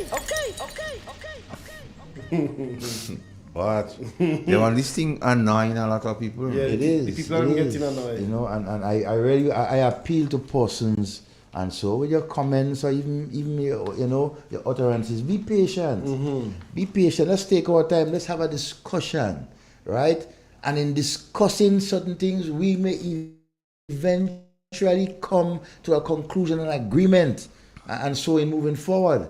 Despite this, government don't want to hear us talking, but we will continue to talk. We will continue to give people advice and to take advice. We will continue to help people, right, to be patient if necessary. Good afternoon and welcome. Good afternoon. Yes, my Why friend. we cannot do like what Rolo say? Rolo say no, they're not paying no money. They want to them to buy. They want the people to buy the house and base of it. Rolo say they're not paying no money. They're being given free. So why the people that they're sending in the bank and thing, why they cannot demonstrate the same attitude? Because this thing is the house trying to give the house free, isn't it? Yes. So why they can't do the same thing? Well, Everybody get together and say we're not paying for no house because that was given to us free. And I think it's time for the party to get up and get something has to be happening. I don't like that at all. And I understanding now that they're leaving three containers on the dock. They deal with the roti and the three buildings they live in. So they're not moving everybody. I get to understand that yesterday. well, we will So wait we have and to see. look at that too. Yes. They're doing franchise too.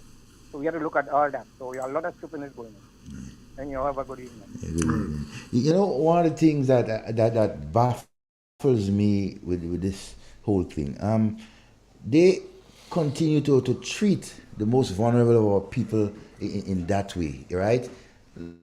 Look, the latest in terms of the moving of persons and so on, the businesses are around, and so without any proper and thorough consultation, right? All they are doing is continuing to increase the whole question of poverty, right? Unemployment, right? And they continue to make people angry. Not so much at them personally, but what they are doing, right? And as a people, we need to understand that when you have persons who are bent, right, on targeting the most vulnerable and the majority of our people, then something has to be wrong. Something has to be wrong with their thinking. A majority of Grenadians who voted in the last election, right, decided to put you in office. Why now you turn around, right, and treating a majority of Grenadians with such disdain and so much disgust? Why?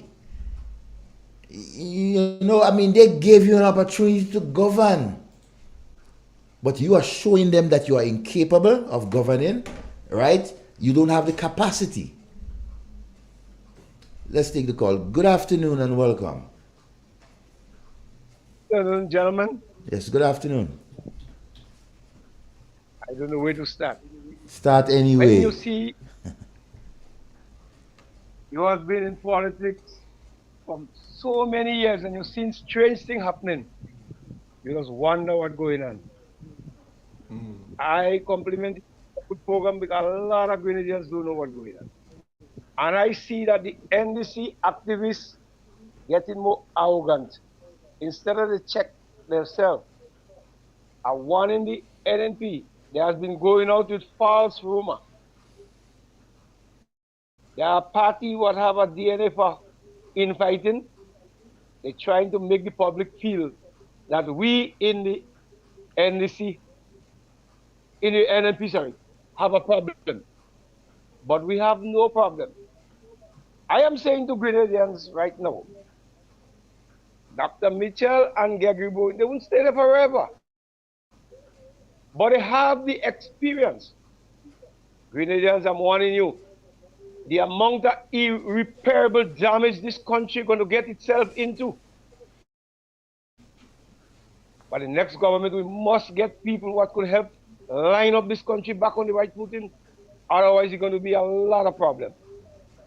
I am seeing, mark my word, this man going to try to see if he could use financial bribery to stay into office. And he might end up crashing the economy of this country. People, look out. Who have eyes to see? Let them see. Who have ears to hear? We don't go in the right way. We go in the wrong way. According to Massacre, they said, you don't like the gun. I said, no. I could, as I was defending Mr. P, I said, Massacre, is the only man here giving alternative, which if you go to Trinidad and Tobago, they will never give the opposition alternative. You has been saying what you feel the government should do. The opposition glad if the government making mistake. But in your case, it's not so. You always, gentlemen, will be saying, I feel the government should do this so, and the government should. So this government are very fortunate. But they're not listening to the people. They're not listening to the people. I am warning. I come like one with the cry in the wilderness. I will continue to beg you. Take note. Take note of what is going on in this country. Otherwise, we're heading for danger. I thank you. All right, my friend. Fellow Grenadians, are we really not concerned about what this present government, this group of vultures is doing to us? Are we really not concerned about our tax dollars? Let's take it. Good afternoon. Yeah, good afternoon again. Remember at one time he said, they didn't see before, he had the power in his hand, they didn't know how to use it, so he's using it. So that is what happened. All right. Well, power corrupts, and and you know what comes after that. But we have to be concerned. Are we? Are we not concerned? Of what is going on. Some of us turn a blind eyes, right? After the state has provided a residence for our Prime Minister, we see for 20 months and more, our Prime Minister is paying a landlord, and we need to know who that landlord is, He is paying a landlord more than $20,000 a month to stay in that residence. I want to know who that landlord is.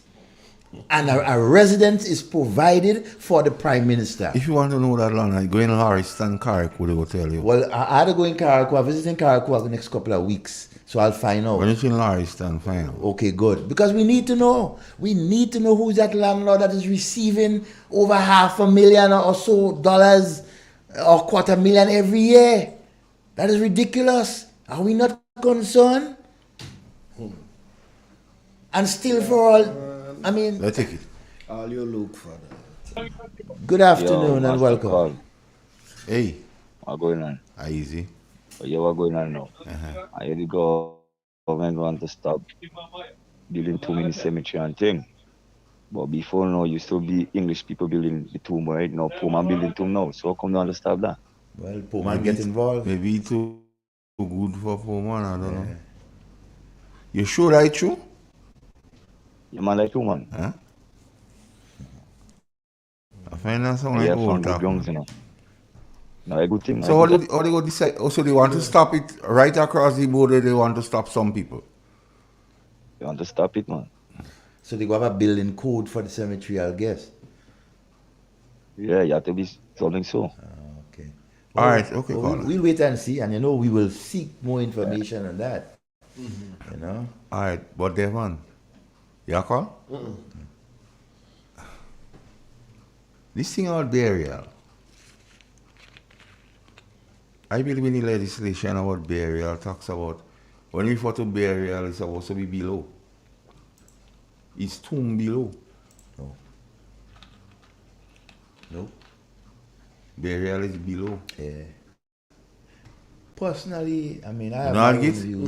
Burial is supposed to be below, I don't know. Tomb on top? Yeah, I have my own views about this, the whole tomb thing on top and everything like that, but here may not be the best place to share it and everything like that, What is more in my concern at this point in time, right, is what this present group of vultures, right?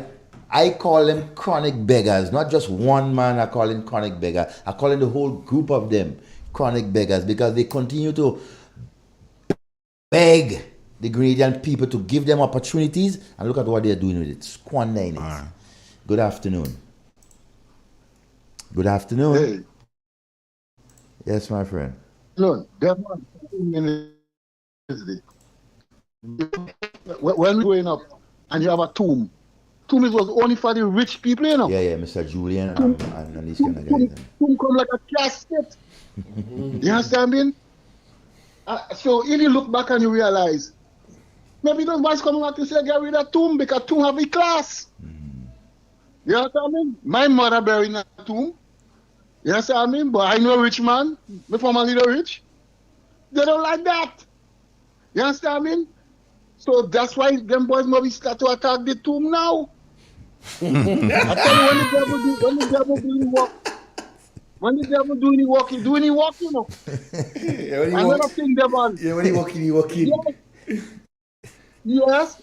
Devon, remember when we growing up and every little demonstration in town, we have the committee of 22 with the churches, the businesses. Yeah. With that. You know what I mean? All of that gone. I want to carry so and understand that. You understand? All of that gone. All of that gone. Yes, because all those things we used to follow as kids in school. We gone behind demonstration. If it was not the people in St. Andrews and Sotes, you think we could have an overture? Nope. You think so? Nope. We could not have that. We always take the people from the countryside for Greenhill to make change. If the people in the country waiting on tongue to make change, never come. Dickon and them will kill all of us. If the people from the country have to take a stand, and then you're going to see, oh, they start to shove the tail below the bottom. But wait on tongue people, it never happen. Tongue people never take no part in politics. They always talk and go and hide. They doesn't dirty their hands. Yeah? Some of them. Some of them at least. We are a unique place with unique people, you know, and we basically we only tolerate things for a period of time. So we move on to the gravy train. Public Procurement and Disposal of Public Property Amendment Bill 2024. Explanatory notes. The bill to amend the Public Procurement and Disposal of Public Property Act number 39 of 2014, the Principal Act, is to extend a non-application of the Principal Act to procurement of goods, works and services to the sum of $100,000. The gravy train opening. They open the floodgates for them and their friends and their minions to get projects and other things, procurement for $100,000 without bidding. And then when you was part of the National Democratic Congress and I look beat up on the NNP in procurement thing. Yeah. And I'll maybe force the NNP into putting measures in place to guard against wastage, leakage, to bring it to anything over $15,000, which I feel was fair. Fair enough. 3 persons are to bid. And not only bid, this I also go before the procurement board and then gazette it so people would know. But now nothing gazetting. I wonder if you have a procurement board operating. Sure. And then all of a sudden we see going up to $100,000. Why do you take on that, Devon? Well, from the time I see it, for me, it's corruption. It smells, it looks, and it is, in my view, corruption. Because if you could move, right, something from one and raise it for over more than 300% without giving any valid reason, right, for doing it, then it smells. It smells stink. Understand? Because it will allow the government, right, to issue contracts, right, in excess, well, not in excess of $100,000, but up to $100,000 to anyone that they see necessary. They see it fit to give. They don't have to go to the procurement board. They don't have to bid for it or anything like that. Case in point, they may have persons who decide to do a service for government. For example, ordering stationaries or computers, right, or even vehicles, right, uniforms for what they issue that contract once it doesn't go beyond $100,000 at one time. They could issue that contract to anybody that they see fit, whether it's worth $100,000 or not. Yeah. And that is dangerous. It is. It opens the door, right, to bold and brave corruption by this present government. Brazen corruption. You know, and we have to be very careful and pay attention to that because all of a sudden you see all sorts of companies popping up, giving service to the government. Nation Builders Inc., etc. Right, companies like Nation Builders Inc. and all sorts of security companies and service companies popping up just to provide service for the government, services that not necessarily is needed at this point in time. But however, while they're doing that, you still have a shortage of medication in the hospital, which is most important and essential for the well-being of our people. We still see, they still have on books, taxes on water and sugar and all electricity and all these types of things. And who it will affect more? The poor people. But they're still opening the doors for corruption to flood in, right? So when you look at the momentum and the modus operandi of this group of politicians, within 5 years or less, they come to rape and pilfer the Grenadian people of what little that they have. Because they came in without a plan. They don't have a plan. So a rum shop running better than when the rum done, you could go and buy some?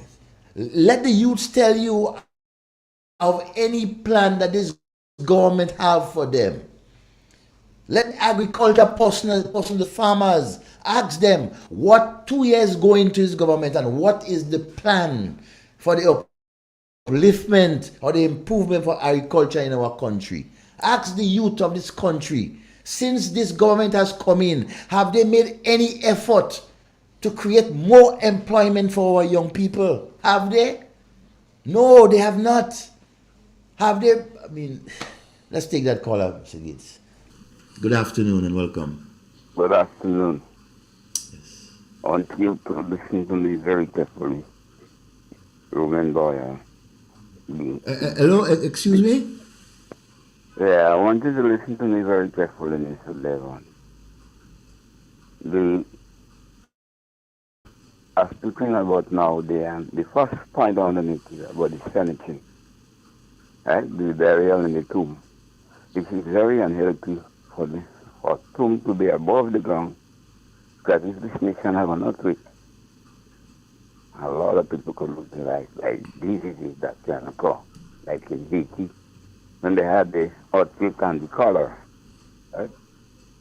My second point is, knowing that you were in the revolution and understand or so conscious about the revolution, I'm so surprised to see how you are going on today. Give the government a chance to prove themselves. You surprised? There was no back at flying. No, I want to deal with him. You surprised of what I'm saying today? I don't have the authority to tell me what to say and how to feel, irrespective of where I was and what I used to be. I have my own independent thought and views, and I think you're out of place to really, to insinuate that. And yeah, if no, the issue is there and simply this. They, as people like he, wants to support and say what they want. But they want people like me and you to agree them. Yes, and hush your So anytime we disagree is a problem. We live in a democracy still, not in a revolution. Or you have a long time to wait on that.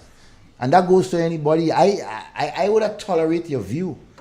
I'm open to your view. We can discuss. Right? We can discuss, but don't tell me, right, what I should say on the radio or what I can't say on the radio. You're out of place, because I'm a grown man just like you. So the procurement legislation is to free up space to give their friends. Yes. And that's a dangerous move. Their colleagues. It's a dangerous their acquaintances. So that is the first phase. Well, the second phase of raping the country. Yeah. And that is so sad. They go vacuum the treasury. Oh, sorry for reading that. That is so sad. Are we really not concerned, right? Irreparable damage of what is going on in our country? I can't believe that. I can't believe as a people, right, that we are prepared to sit and tolerate those type of nonsense. And a point earlier about why some of the persons in the housing who was supposed to be awarded the houses, they don't, come out and either demonstrate or whatever. But you know what? The most vulnerable of our people, right, who can barely, right, have shelter or even provide a proper meal for their family. You think that they have the time or the energy to go out there? Who would listen to them? That is in office here right now, because they are bent on destroying the lower class of our people.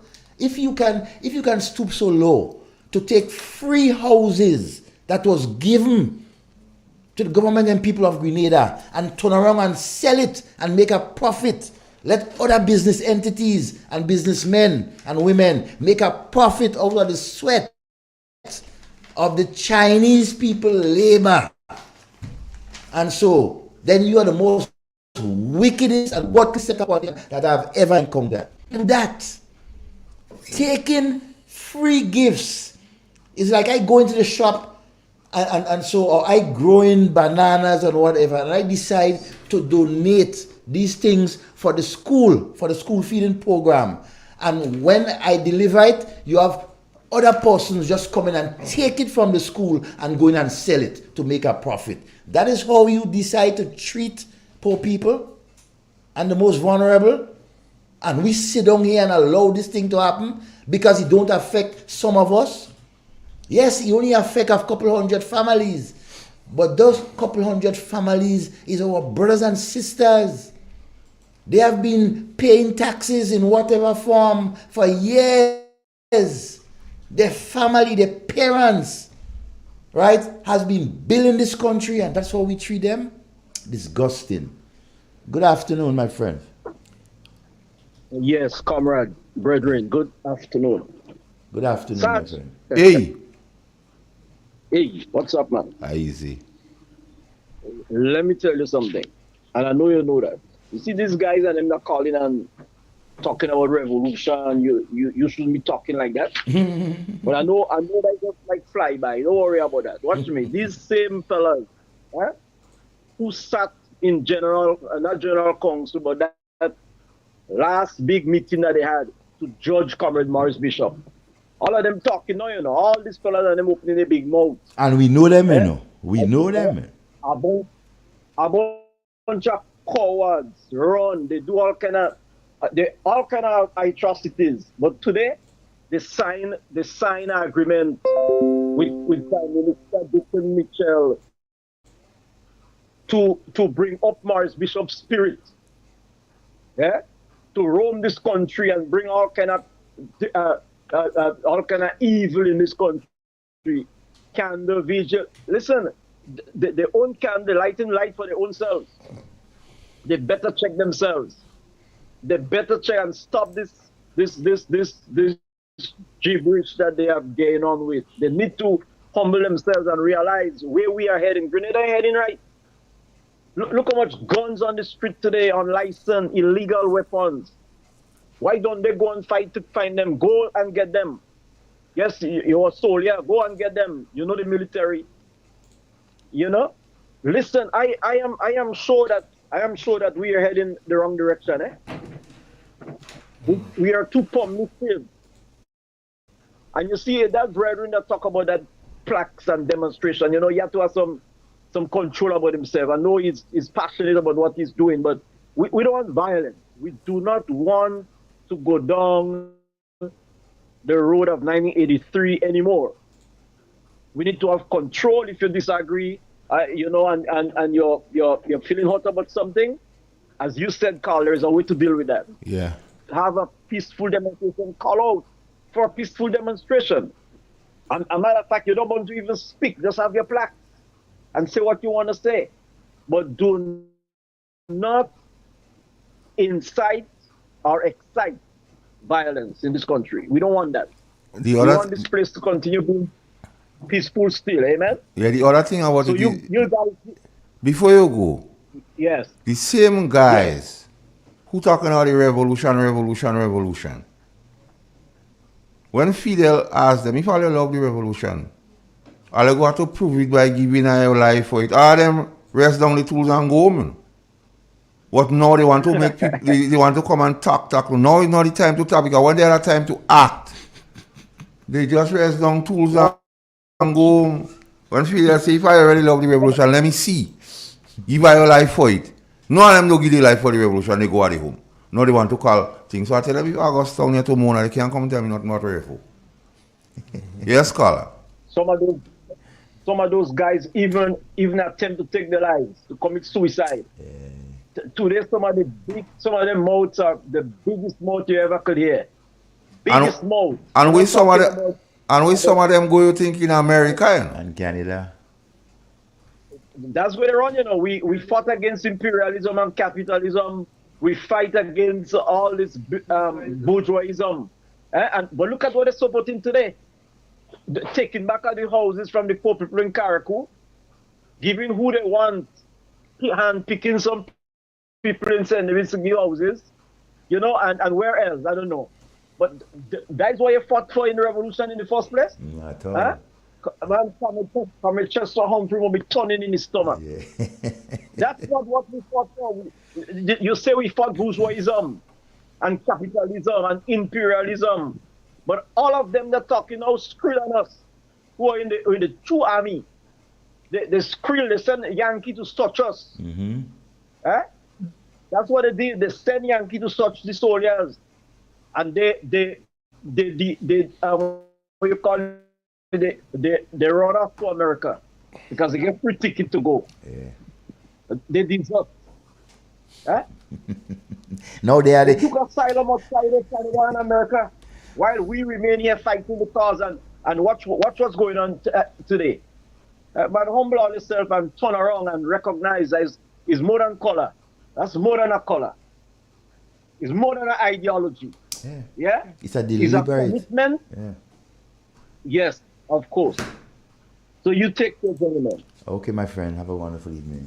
Sufferers don't care who migrate from where or who living in who pays. Sufferers don't care who from country. Sufferers don't care who from town. Sufferers only want to know. Okay. Yes, Devon, so this procurement legislation simply go be to fatten the pockets of the few. In a legal sense. Yeah. And one person says to back it or half of business to legitimize spending, giving people contract without going through the proper procedure. Let me take the call. Good afternoon. Good afternoon, Devon. Good afternoon, Master Carl and English. Yes, my friend. What's up? Well, the cost of living, what I will tell you. Yes. and you know, they like the song going up and up. Mm-hmm. But for the poor people, they can't take this up and up. No. For poor people, whenever you need to go up and up, needy and greedy and beggy. Yes.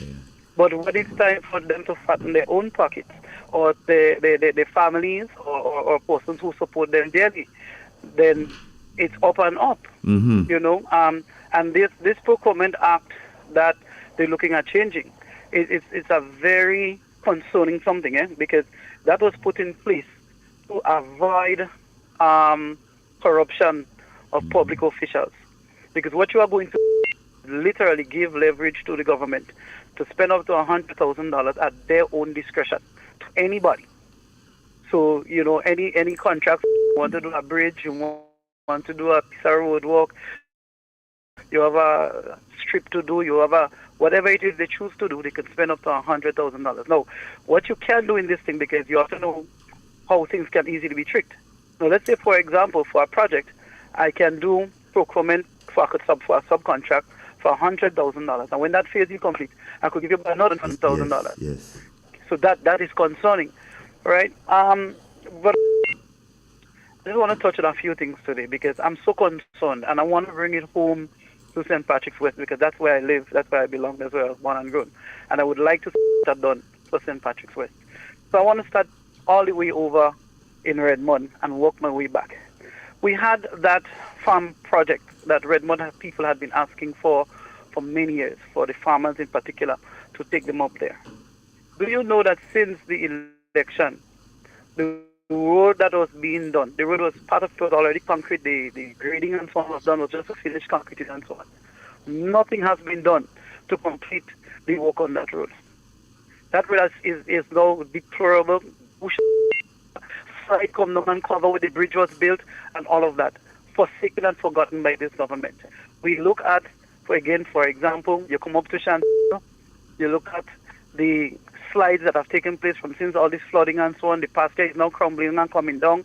No retaining walls, nothing. A matter of fact, all they did was take the mud from the drains and put it back on the bank. And Chantilly has a few places of concern, not only by the playing field. There is in the back road, close to Babylon house there, that piece of mountain is coming down there. It's floating right now. Any raining is going to slide come down in the road. That's just been left little wonder. Then lower down the road by Brother Richard's home, Pastor Richard, you see that the road is slide. It's almost underneath the concrete that's on the main road. Everything is slid down. Nothing again being done. Nobody looking at that. We have children passing there, vehicles passing there. We are concerned. You come down to, where now? Mali. Well, you know, a lot of youths on the block, a lot of persons unemployed in that area. We're concerned. We want to see youth programs. We want to see back the Empower program. We want to see new batches at Imani. We want to see, you know, the flight program, getting the youth off the block, getting them engaged. We want to see the youth ambassadors program. We want to see the youth parliament, the kids involved in getting productive and learning how society works and functions. We come down to Sotez. You look at the housing and the breakwater. Breakwater is a serious concern because some work was done in the preliminary to save the lower part of Sotez.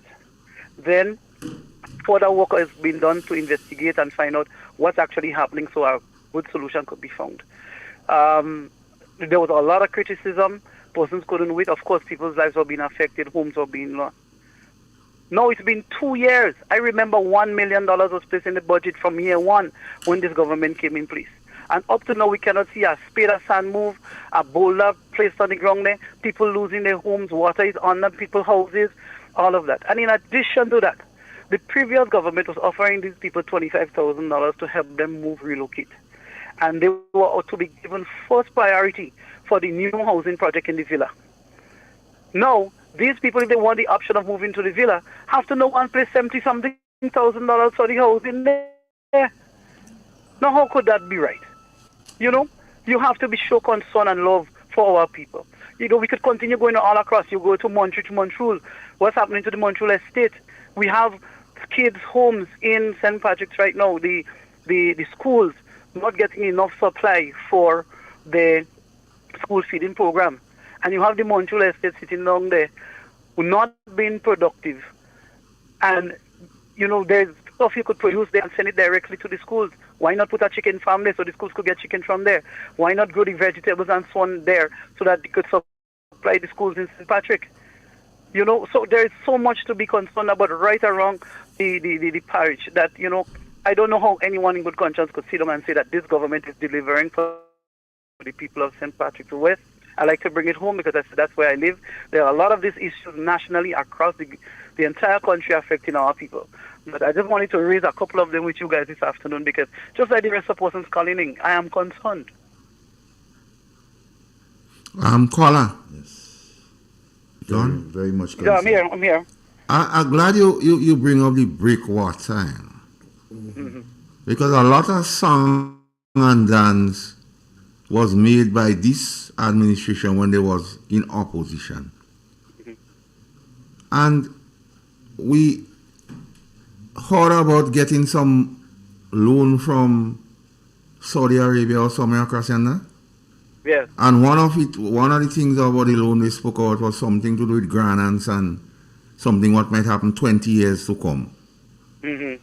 So they made all this song and dance how they received these monies for grants because some Saudis say the carnage and grants in 20 years to come could submerge. Some talk of that thing. But the place, what they spoke a lot about, Mr. Andal and them, is deteriorating right before we would have to wait 20 years. Absolutely. So if you could have get money for climate smart something, how come Mr. Andal do lobbying for a place where you even going to stand up and take out picture and put on social media? So like you forget sorters and the breakwater and the impact of the environment, because all the impact on the environment is only the one NNP in power. Yes. So now they're in power, sorters is deteriorating before our own eyes. We don't have to wait 20 years. But don't forget as well, these are the same people who had all kind of demonstration and all kind of stuff about protecting the environment in Livera. But recently we see them going and cut the ribbon and opening big thing and can't wait for the hotels to finish completing. Yesterday. You understand? So it seems to me sometimes the government hates what it likes. You understand? And you even look at the Greater St. Patrick's project. We want to see the road phase being completed from Montreach all the way down to Montfendu. And we're waiting for the next phase of the project to start from Prospect to come through that area up to the Mount Rodney area. Yes. That area is of concern. The Mount Rodney road is below sea level. Every time there's wave action, the water sees in the road, on the other side of the road. And the bridges. Yes, and the bridges and so on. Fire trucks and so on can go through the Mount Alexander Prospect area. You know, if there is somebody who is in emergency or needs some help or something, there is no one that could go through. The two big trucks can navigate their way in there. And, you know, the people down there deserve better too. You know, these are things that were lobbied for, catered for, and money sought to deliver. Now, we keep talking about what is in the pipeline and being delivered, but it seems somehow that the pipeline still clog up and that they can't create a pipeline of their own because we can't get no new projects coming in. And what's all the talk about implementation, 90-something%? The guy went in parliament and said that. But yes, you could only So implement Opia what is the not NNP had going already. Opia is not part of the implementation portfolio. It doesn't seem so. It seems things get implemented pretty easily in the South and in St. David. Let me give you a little scenario. They talk about things in the pipeline, but you know what happened to them? They got disconnected. You know when Nawasa come and put a plug and disconnect you? And you in the house now, only the water you have in the line that you could use. So right now they just trickling and every little drip that fall, they had to say thank God. Right? Because if NNP did not put forward all these projects and started all these projects before they get in, crap will smoke the pipe. They had nothing to build on. So unfortunate. It seems like for the people of St. Patrick's and St. Patrick West in particular, to get any sort of support, we have to become beggy. But the Minister of Finance, which is a very powerful portfolio, the Minister of Foreign Affairs, which is another powerful portfolio, is patricians. Yeah. Well, that is true. Well, as now the Minister of Foreign Affairs seems to be a man that's more located in the air than on the ground. And the Finance Minister maybe he's too busy figuring out how to pay up government current affairs. So, you know, we have to be worried about whether the focus now is on St. Patrick's or if the focus is in other areas. But it seems that St. Patrick's is really not moving forward. We haven't seen any major projects up here for the past 2 years. Our educated people in St. Patrick, they're all moving to St. George's because that's where the jobs and so on are.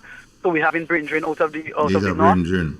You know, and therefore, how can we develop? If you take the most educated and you send them out, you create the jobs in the south. What's going to be happening to our people and our families up here? But the question begs, caller, to those people and them who still say give them a chance, what you say to them? Well, listen, I have no reason to give somebody a chance to bring me to death. St. Patrick is currently the poorest parish in the entire country. Give you a chance to do what now? Kill us? No. We need the chance to survive. We need a chance for development. We need a chance to move forward. And if 2 years I'm looking at you and I can't see any movement whatsoever, not one major project, not one, that we can look to and say, hey, all right, well, at least we're moving here, we're moving there. No, everything that's going wrong in the country right now is 50th anniversary celebration, and all I would ask in that is that you follow where the money is spending. Follow the money, trace the money, and you will see who is benefiting and who is surviving. Please, it doesn't surprise me that some persons would like to see this government continue because they know they could survive under this government's conditions. But is it for the majority? Are the bulk of our people doing well? Is our economy doing better? Are we becoming more productive? Are we seeing our infrastructure improving? The answer to all of these questions is no. It's a resounding no. So my response to give another opportunity, another chance, is a clear and definite resounding no. What's your take on the proposed procurement legislation moving it from 15,000 to 100,000? You find that sounds... That is only an opportunity for this government officials and their officials to continue buttering the bread of their supporters without having to take on any sort of fiscal responsibility or have any level of accountability as it pertains to proper ethics, proper governorship, proper administrative and accounting procedures. That is a dangerous precedent because it means that you can spend exorbitant amounts of money for key supporters of yours so that they in turn can continue to fund your campaign and your desires that you have as a government. Because that opens the door for kickback. Exactly. So that is not right. As a matter of fact, you're supposed to have 3 persons for anything over $15,000, we're supposed to have at least 3 persons tendering bids for that. And then that goes to a separate board that reviews it and selects the best one. That is the extent to which, we have to protect our economy and protect ourselves as a political state. So I cannot support that at this point in time in particular, where things are so tough worldwide, where prices keep going up and up daily, where the measures taken by this government on the port and so on does not seem to be working because the poor person cannot get a relief in the grocery shop whenever they visit. Week by week, the prices are going up. Persons are clamoring for increases in wages, but employees are stricken and stripped back to make these payments because sales is tough and slow at the moment. So we're looking at more persons on the breadline. I cannot again support this. We have to be careful. We have to spend our monies wisely. We just saw a few months ago a little bit of rain creating some damage in St. Patrick here, along the river coast and so on, the bridges and so forth. And the government clearly has no money to bring any sort of relief to that situation. We have people's houses, Jimmy and so on house in Red Mud, cracking in front of the yard, land moving. You look in Snell Hall, just before the church there. Again, people's houses, pillars exposed and all of that. Not a slab, not a wall, nothing happening. You look by the Shantimel school, a school, with 3 school children in it. The whole fencing, barbed wire, fence, blocks, everything down and hanging. The landslide where the children just behind the sandpit where the kids play, slide down into the road. Nothing being done there.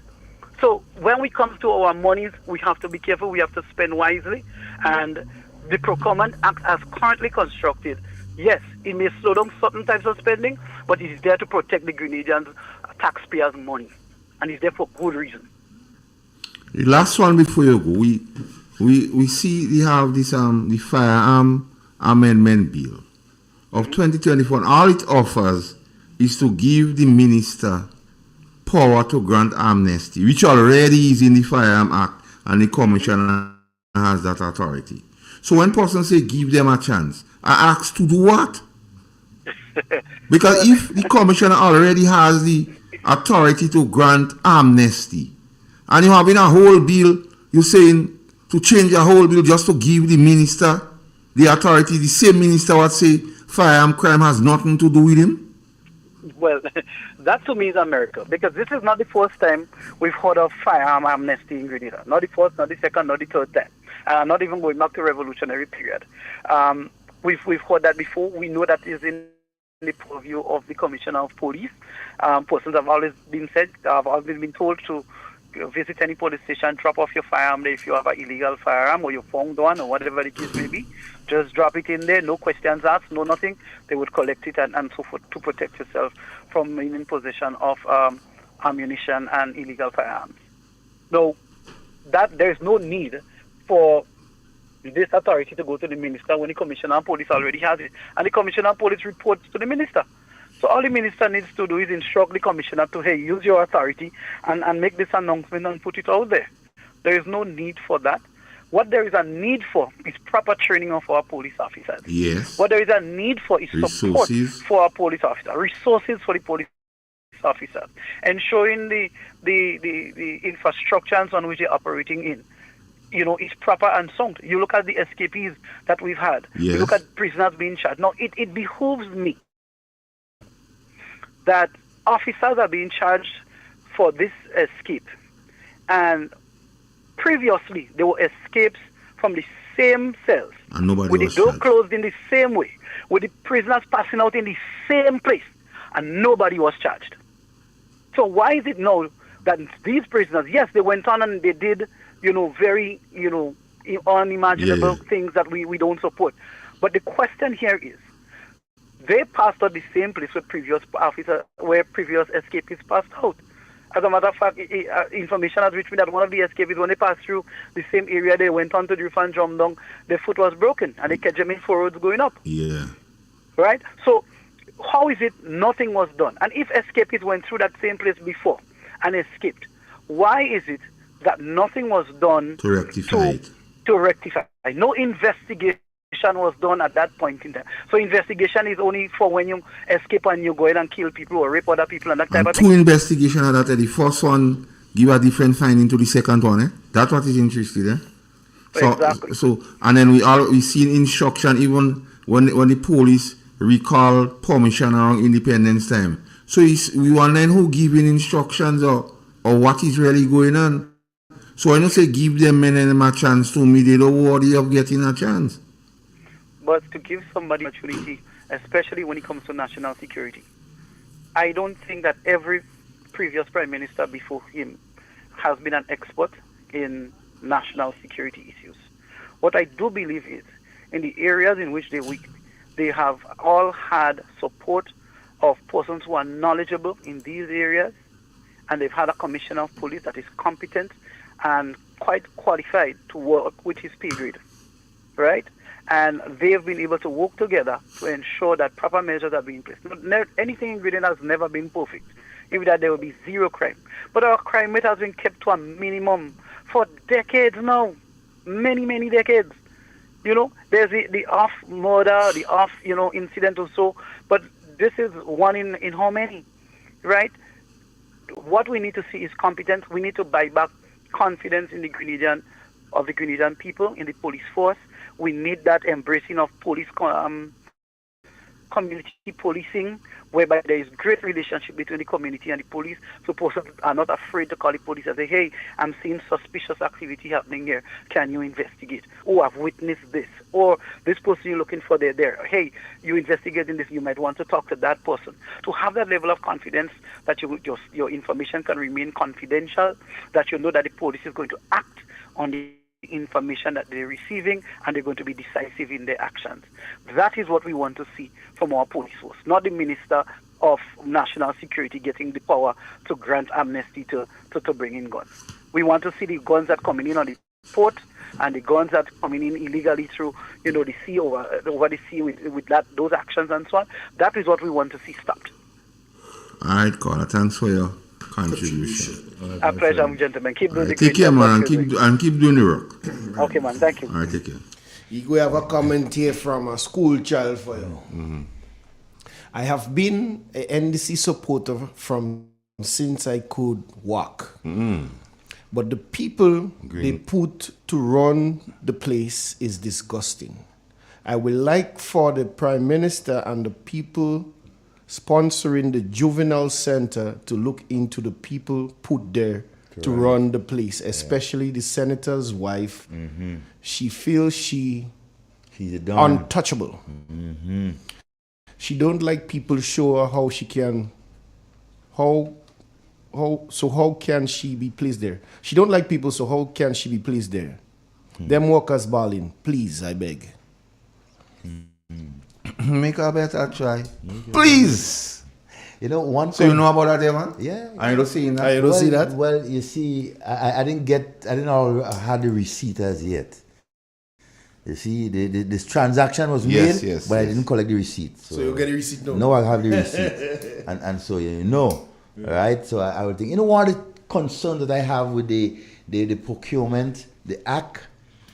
My concern most of all is to those officers that works within the Ministry of Works, Communication and Works, that will be going out there doing the, what you call it again? The estimating and everything about the different projects like the slipper drains and the back wall. I'm sending out a warning to you guys. Federal warning? Yes, a federal warning. Protect yourself. Do not go out there, right, and try to, in other words, improve on the quality of money that goes to a project when that project does not have that value, right? So in other words, a piece of wall that may just cost $20,000-$30,000, based on the Procurement Act at this point in time, you could find persons in positions where they estimating, right? They giving estimations, and so twice and three times. So them no guesstimate. Right? So in other words, they will be guessing on certain things. Once it's under $100,000, and so it is, oh my God. So I'm warning you officers who is going out there and doing the estimating and so for projects. Don't get yourself caught up. Okay, let's take the call, Brother Gates. Good afternoon. Good afternoon, gentlemen. Good afternoon. Yes. How are y'all doing?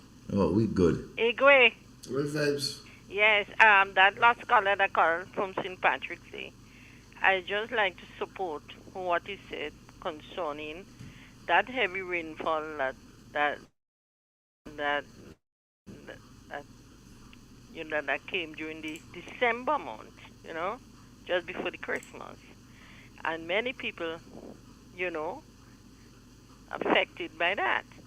And I want to mention one lady in the St. Patrick's area, I'm not calling her name, but has a sick husband, and they have toilet and bath, trying to construct toilet and bath because we use pit toilet outside, and the gentleman always go to the hospital.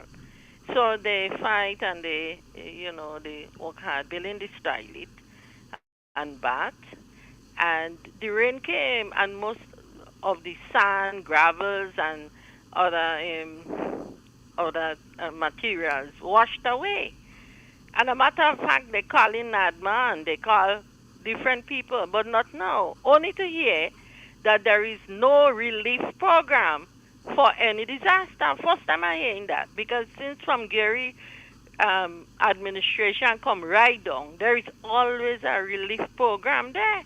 So I don't know why it is now that there isn't, but I'm really pleading and begging that relief program be set up, or some assistance given to that family in St. Patrick's who is building a toilet and bathroom, because the husband is a very sick man and he has to go outside in the night, and so rain come in and so on, to use the toilet. So, gentlemen, I hope that some good soul will hear and come to the rescue of these people. Some people really suffering. Thank you, gentlemen. Have a good evening. Good evening to you. There is a concern at everyone. Yeah, serious. And You know, even Nagma, the whole question of Nagma, that's a whole topic for itself. I can speak a little bit of that because I happens to be, you know, associated with Nagma for a number of years. But as it is right now,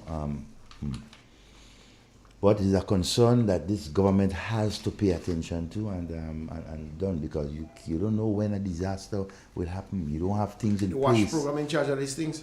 No. No. No, it fall be sometime on a Nagma, right on directly under the Prime Minister's ministry. Okay. You call? Yeah, you know. Yeah. The Prime Minister's ministry controls, right, all of that. Okay. Good afternoon.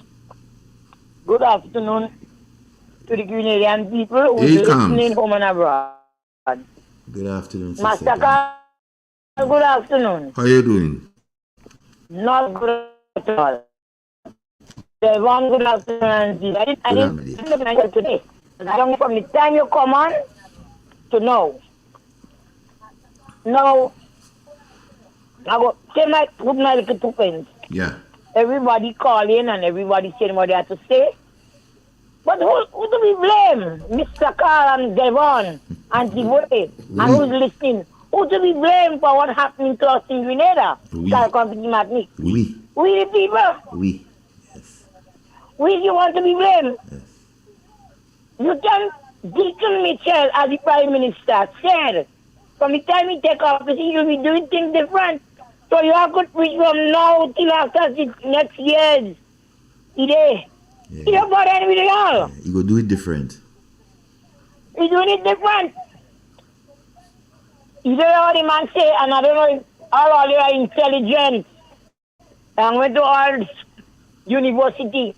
He say, when you bury, and your mouth on the ground, any politician could pull you. He can't pull Mr. Me. Mr. Dickney, you will not fool me. Because I'm a very good listener. Here's something.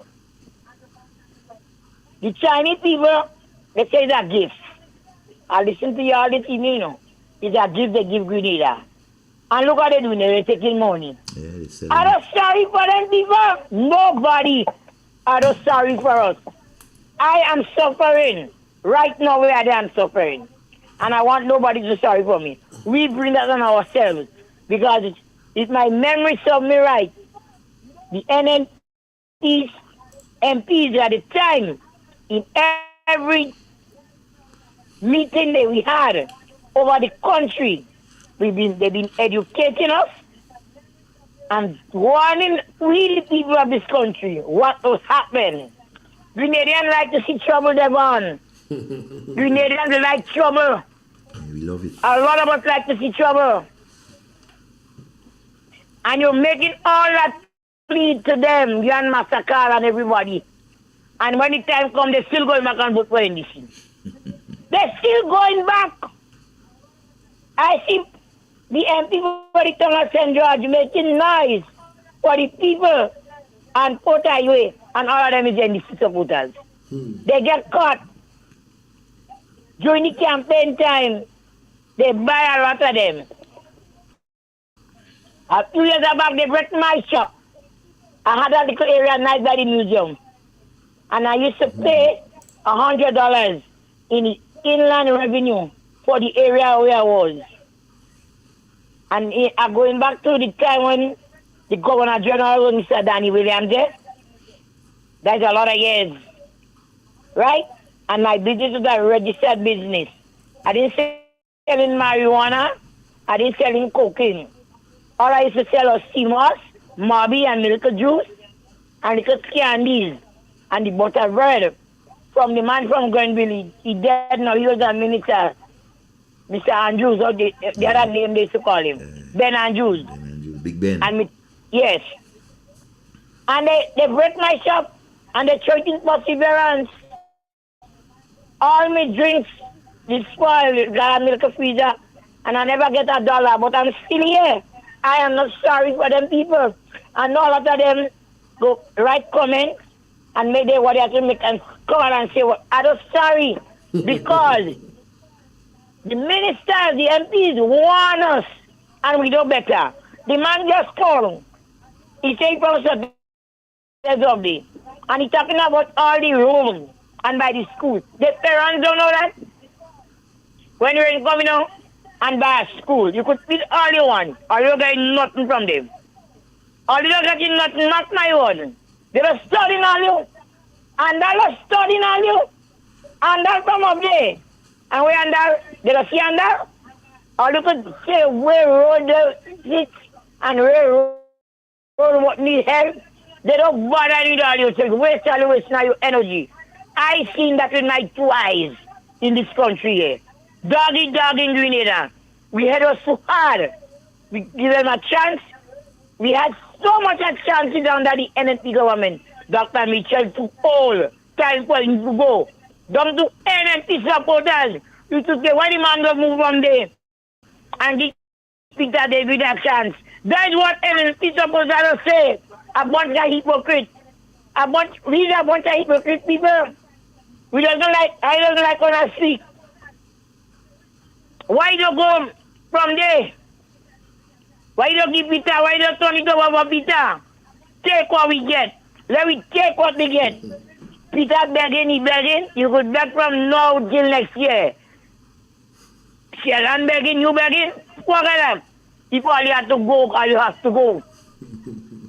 If all you have to go, all you have to go. Look at what they did to me, and I never hear nobody begging radio station and all programs. Why are you doing this scammy then? Guys to tell you how you bad mind. I'm still here. I'm paying a rent now. And I have to so good. I'm still paying a rent. And I'm going to think. It's good for some of y'all. And this year had a track record. That was the slogan. In any meeting we had, all over Grenada. And this year had a track record. I do bread sticking all your head. No, I don't want people. Here you there in Canada. You're talking about country people coming down. No, what's taking place in Grenada again? They have to pay for their wickedness. They have to suffer. When the same people that you want come out to demonstrate, you know what they say? Let me remind all you. Keep Michelle and do nothing in Grenada. If you don't do nothing, why people going outside and demonstrate for? Then we take what we get. Who like what I said? Too bad for them. Who don't like it? That's your business. And you not me. Have a good evening, Grenada. Have a blessed evening, Kami. And you know your contribution is always welcome. Deep contribution. Yes. You know? And so and she makes some significant points there when it comes to certain things. We as a people we do things and just don't look back. Right? We have to blame ourselves for the predicament that we are in at this point. All of us have to take collective responsibility. We have to. Right? Some of us may not have, we didn't vote for them, right? But we didn't do enough to ensure that they came into office. Yeah. Right? I take the call. We too bad, man. Good afternoon. Good afternoon, everybody. Yes. Mr. Carly, please, Devon. Yes. I want to agree with Camille, you know. Mm-hmm. You really sit down and think about it. I want to agree with Camille. For 2 years, we sit on the radio station giving advice, pointing out the problems and giving advice, and the advice falling on deaf ears. But we don't give it up, though. I am saying that we could point out the ills. Yes. If you want to give them advice, you could go ahead. But I think our main focus is rallying up people, finding them, pulling them out of every corner, getting them back on track with us again. In regards to, we are a bit dormant, so I think one of the main focus should be educating our people, having meetings, doing whatever it takes, you understand, to get us back on track. Because the advice you're giving is falling on deaf ears. They just blatantly telling you they don't care. They don't care about your advice. They don't want it. And another thing, these 2 years there, you could document literally the amount of nonsense that has been going on, Real. We have enough ammunition to show the people, and in other words, we're showing them the wrongs, and you have to say we as a party. Well, I don't know if you want to do that, but this is what we intend to do, or this is what we would have done, or would have been focusing on. Or these are the things that we need to be doing instead of giving this people and them all this advice. They're not taking the advice. The wicked bad. No, like seriously. Stick breaking a. Serious, exactly. No, you look the situation in St. George's there now, right? And I was talking to somebody from down that side of the supply that tree down there. No, there's nothing wrong in a country wanting to develop, But look at how they're doing it. These are things that you need to go down there and empathize with the people. Empathize with them. Show them empathy. Say, listen, even though we would have had plans for there, but we would have done this, made you comfortable somewhere so that you can keep working.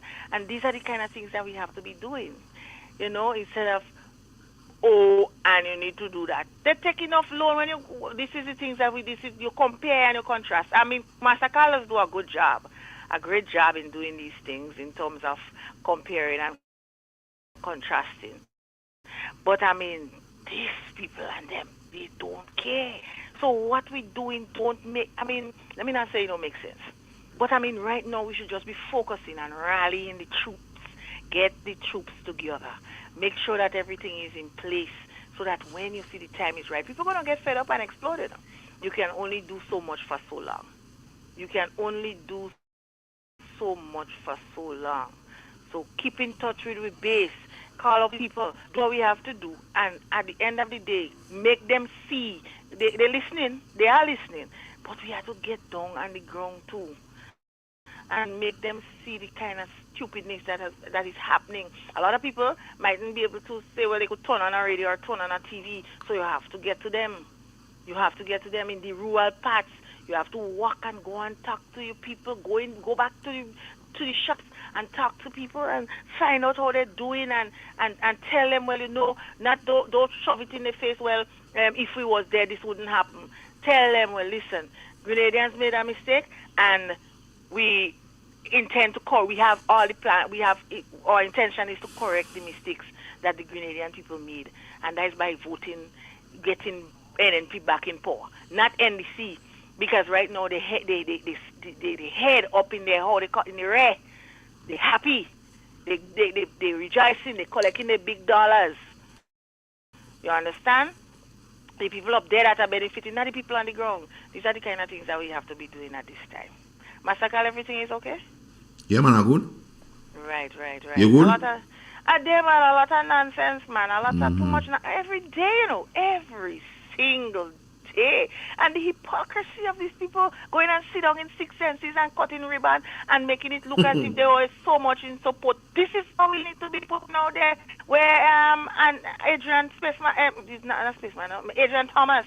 Oh, there. Somebody say he didn't carry. I don't know if it's true. Well, put it, send it out there, put it. These are things in PR need to be doing. As fast as the opening Six Sense, Adrian need to be right alongside there, showing where he had placard and all these kinds of things, and them up in the air, demonstrating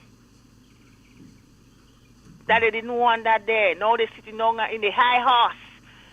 Big thing. Huh? Mm-hmm. The hypocrisy. No, it's and this. the same Andy, where is the same Andy Williams? Andy Williams gives the best man. One see little or nothing is the same he doing down there, Down there, But you see now, he used social media to his advantage. He could put up a 3D house and tell you if it's this is what you want, and Grenadian smiling. Oh, that is the best politician. Put the house on the ground first. Put the house on the ground. That's what in the 2 years going, you promised 100 houses. This thing didn't even start off yet. But you know what going to happen? When on the 4th year, if they last this long, on the 4th year, and they save up the little change, they come in and bribe them again and make them feel they've been doing so much a thing. You have to pong it in Grenadians' head, get down on the ground and show them this is what the government been doing to you for the last 2 years, and they don't care. Anyway. All right. Thanks for your contribution, man.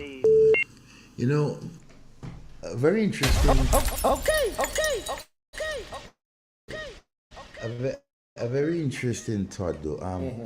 Every time the NDC comes into office, they always meet something to open up. Yeah. The last You time notice in they lucky like that. 2008, yeah. They lucky like that. Eh? They had the pleasure of delivering the houses that the Venezuelans, right, gave to Grenada after, and so they had the opportunity to do it, and so and every time when the opportunity come to them, they mess it up so much that all of that leads to their demise a couple of years later. We see the same thing happening in St. David's and St. David's again, right, where they open up the houses and planting keys. But I wonder if those persons that have keys or they show keys could go inside the house. That's the question. I wonder if they could go inside the house right now. You know what? But let me leave my little shack and go down and spend a 15 minutes in my new home. I wonder if they could do that. Good afternoon, caller. Good afternoon, caller. Good afternoon. Hello, afternoon. Yes. my dear friend. Yes, how my are dear. you? Not too bad. Nice to hear Okay, you. good. Listen, where I am here, I've been told 95% of Grenadians say the government doing good.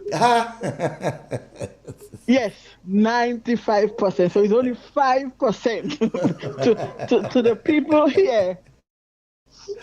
It's only 5% who say the government is not doing good. That's now, my thing is, I am going back to history as the brother Devon said. People who do not know the history is like a tree without root. We have seen time and time again what the NDC, once NDC in power, how they fail. Why Grenadians still will put them in power is because they like trouble. So right now, I mean, my sons and my family home are feeling the weight. But sometimes I say to them, listen, it's good for all, all they put them there. Stand up there and feel the weight of the revo. That's how that's it. Stand up there and feel the weight of the revo, because you all put them there. You all know from history what they've been doing. Why go back in that mess? So have a good evening, my dear. We'll talk. All right. Take good care. Yeah, every time NDC comes in, that problem. Hold on. Alexander, on your WhatsApp me. Caller, you have 2 minutes. Good afternoon. Hello, good afternoon. Yes, good afternoon. Good afternoon, everyone, family. Yeah, according to make a point. And they said that they're going right around the country and breaking places. I never hear this place mentioned, and that is a real area. That is in a place called Saigon in Grenada.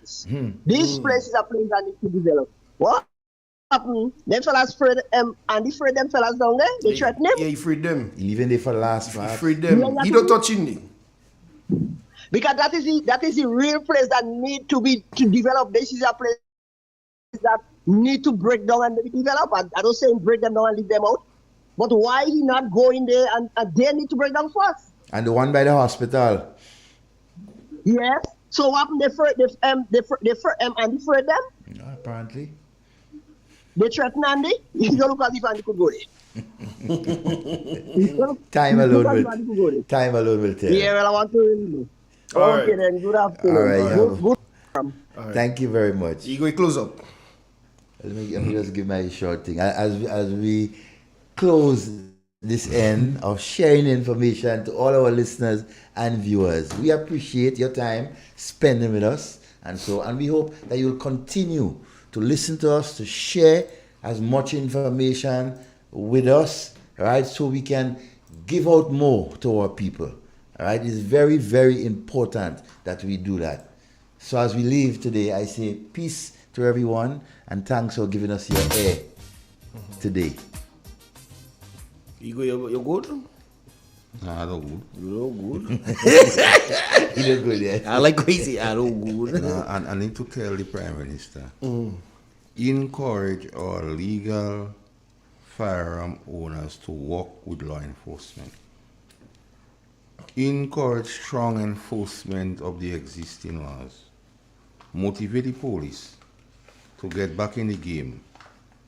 It's not too late PM. And also, I want the Prime Minister to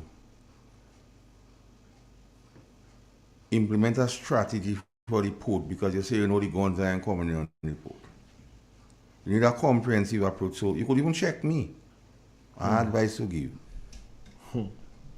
You get some bulletproof vests and good transport for the police so they could be part of the gun interdiction. Create a unit. So metal detectors too. And they could go and carry out investigation and get intelligence. That is my advice. So all the listeners and persons who make the program what it was, thank you. Peace.